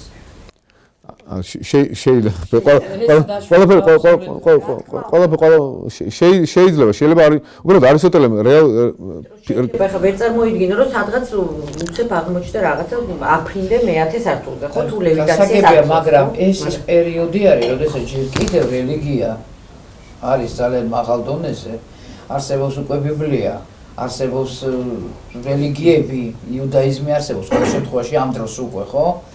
ეს ეგრე მარტივად არ არის, ვთქვათ, ღმერთი ისე იყოს სხვათა შორის. ეს ღმერთი უკვე ძალიან ფუნდამენტური რაღაცაა მთელს იმ დედამიწაზე, რომელზეც ესენი იმ სამყაროში ცხოვრობენ. მაგრამ რაც უნდა შენ ხედავდე, ამაში არისტოტელეს საინტერესო და ზუსტია, რომ შენ როც ხედავდე იდეალს, არისტოტელეს არ აქვს ისეთი იდეალური როგორც პლატონთან, ხო? პლატონთან, მაგრამ არისტოტელეს აქვს, რომ აი საუკეთესო მართლობა არისტოკრატიას რო არის, ეს უდევს თავში არისტოტელეს ყოველთვის და ამითი ამოწევს ხვებსაც. ეს პლატონური ელემენტი მასთან არის. მაგრამ რამიდო ვთქვა, რომც ჭროდე პლატონივით აბსოლუტურ ჭეშმარიტებას. მაინც შენ აბსოლუტური ანგელოზურ სამყაროს. მაინც ნებისმიერ სიტუაციაში შენ გიხდება მიუსადაგო ეს. აი ოიკონომიას ამ ქრისტიანობაში მე ოიკონომია დაარქვეს, ხო? როგორც ოიკონომია არის, სადაც როგორ არის ქართულად ეკონომია არის გამრიგეობა თუ აღარ მახსოვს რაღაც აი რომ მისადაგება რაღაც ეკონომია მიუსადაგებ რაღაცას. აი გრიგოლ ხანძთელის მაგალითია კაი რომ ხედავს რომ ის წესები რაც მონასტრებში არის მის დროს უკვე აღარ შეესაბამება მისი ბერების მისი დაწყებული ტრადიციის გაზრდილ მოთხოვნილებებს. ანუ ის ოპიზელი ბერების კანონი არ არის უკვე კარგი ამათთვის, ადვილია. ეხლა წავიდეს ძალიან რთული აიღო საიდანაც რომელიმე სირიული მონასტერი ძალიან რთული იქნება. ამიტომ წავიდა იქიდანაც აიღო მარსაბადან მე თვითონ იმგზავრო კონსტანტინოპოლში შეაჯერა და მე დაწერა ამათთვის მისასადაგებელი წესები. ანუ აქაც არის ეკონომია. განგებულება, რაც განგებულება გააკეთა თავისი ამ მინდევრებისთვის. ამიტომ იდეალურის გადატყდომა ისტორიულ სამყაროში ეგეც ძალიან საინტერესო თემა არის და თუნდაც პლატონური მოაზროვნისთვის ეს არ არის ხელწამოსაკრავი იდეა რომ შენ ნებისმიერ სიტუაციაში იდეალური უნდა მიუსადაგო არსებულ რეალობას. თუმცა ისევ ვამბობ რომ ეს პლატონურ მოდელში ნებისმიერ არსებულ რეალობას გაცილებით დიდ დაძაბულობაში აგდებ ვიდრე არისტოტელესთან. არა, მაგრამ მათ ადამიანს მიდრეკილება ამისკენ აქვს თუნდაც ადამიანური თვისებებითაც არის, მაგრამ გარდა ამისა, თვითონ ნებისმიერი რელიგია ეგ არის, ხო? რაღაც პარადიგმას გაძლევს, შენ როგორი უნდა იყოს საბოლოოდ, ყველაზე აი მაღალ დონეზე და ყველაზე ზნეობრივი. კიდევ რაღაც ვფიქრობ, აი მე მგონი საქართველოსის აი ძალიან მნიშვნელოვანია ეს პლატონური მომენტი, რომ თამასის აწევა ძალიან მაღლა. მე მას არ ვამბობ ეს რა გაგებით. ახლა მილიონიანი ქვეყნებია და სოლიდარობის სულისკვეთების განვითარება არც ისე ადვილია, აი გლობალურმა დიდმა იდეამ შეიძლება რაც დიდმა ჩანაფიქრმა გამოიწვიოს ეს სოლიდარობა. მაგალითად რო თქვა რომ ჩვენ გვინდა ევროკავშირის წევრები რეალურად გავხდეთ. ის კი არა, ეხლა როგორც ვამბობთ, რომ დროშის გვერდით ევროკავშირის დროშა გვაქვს და არა რეალურად, მოდი დავსახოთ ამოცანა. აი 7 წელიწადში გავხდეთ. ეს გავაკეთოთ. და ჩაირთოს ეს მთელი ქვეყანა აი ამ დიდ მიზანში ჩვენ ევროკავშირის წევრები გავხდებით. აი ეს გლობალური იდეა შეიძლება ზნეობრივადაც გაიყოს ქართველებისთვის. არა, ნუ ქართველებისთვის მე ვამბობ ყველა საქართველოს ცხოვრების, ხო? ეთნოსზე არ ლაპარაკობ აქ, ხო? საქართველოს მოქალაქეებისთვის. და რაც სოლიდარობის მუხტს შექმნის და განცდას იმის, რომ ჩვენც რაც დიდ მოქმედებაში ვართ. დიდ იდეის ქვეშ ვართ, ხო? ამიტომ ეს პლატონური თამასები, რაც დიდი თამასები, ამიტომ შეიძლება დიდი ქვეყნისთვის კარგიც იყოს. მაგრამ გონივრულად შემუშავება უნდა ამას, ისე არა ლოზუნგის დონეზე და კომუნისტურ ლოზუნგების კომუნისტ ვაშენებ დონეზე არა. არა, რეალურად დასახვა ამოცანის შესრულებადი ამოცანის გაკეთება. ანუ თქვენ ახსენეთ აი უნგრეთში რომ გქონდათ ეს რაღაც საშუალება რომ გეწმინდათ. და იქ იყო ესეთი წესი. ანუ მე ჩემი კითხვა არის ესეთი, რამდენად შეიძლება ამ წესმა შინაგანად მართლა უკეთეს ადამიანად აქციოს ადამიანი, როდესაც ეს წესია. მესმის რომ გარეგნულად სოციუმისთვის უკეთესი იქნება, ანუ ეს ქმედება, რომ ყველამ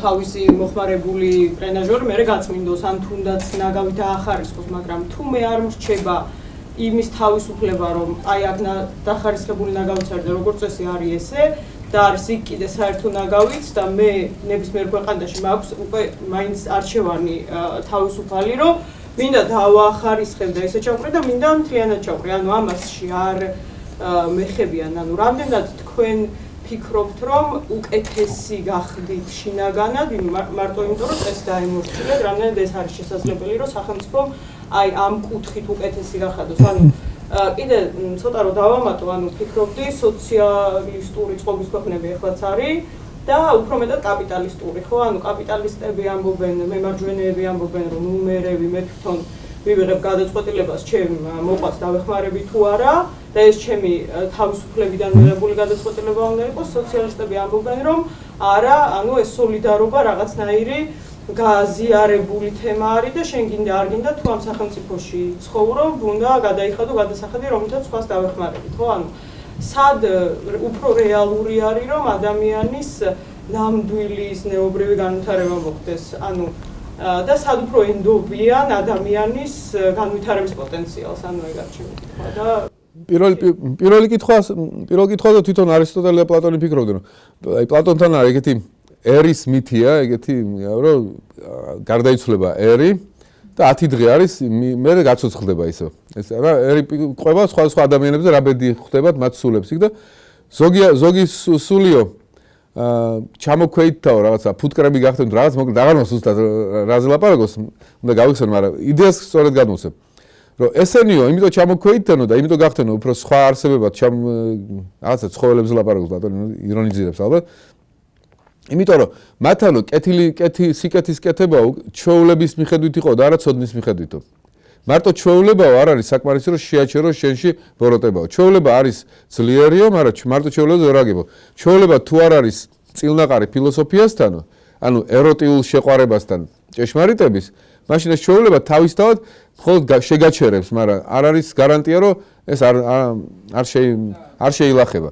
მაგალითად ჩამოვედი მე თბილისში და აქ რო შევიდე ჯიმში და უკვე ხედავ რომ არავინ ამას არ აკეთებს და ინგლისური გამოთქმა I don't want to be a fool in a game მარტო მე რატომ დავაკეთო ხო დაუშვათ და სხვები არ აკეთებენ და მე ვინა ვარ რატომ უნდა ვიარო მე ხაზებზე მაინც და სხვები არ დადიან და მანქანი რატო და უკვე მე რახან ჩვეულებით გქონდა ეს მარტო იქ და არა შეგნებით და ხედვით ამიტომ ისო გადავერთე აქ როგორც აქ არის მაგრამ დაუშვათ მე რო შემეგნო ის რომ იცი ესენი რატო არ აკეთებენ ამას იმიტომ რომ ეს ხო უპატივცემლობა დაუშვათ ეს ამის გაკეთება აჰა თურმე ეს რა ყოფილა რაღაცა აქაც რო ჩამოვალ მე აქაც არ ვაკეთებ ამას დაუშვათ იმიტომ მე ცოდნაზე მაქვს უკვე ეს აგებული და მე უკვე ფაქტობრივად ჩემი ქმედები შეიძლება ვიქადაგო ნაგავს აღარ ვყრი ქუჩაში დაუშვათ ყველა ყრის მაგრამ მე აღარ ვყრი და ანუ მთელი წელი ისე გავიდა რომ მიყურავენ რომ ეს აღარ ყრის და უცნაურად არ ყრის და რა არის და შეიძლება ერთი ადამიანი ძალიან ძლიერი იყოს თავისი ქმედებით როგორც ასე პირადი მაგალითი იმიტომ მე ცოდნაზე აქვს აგებული არა ჩვევაზე და ცოდნა და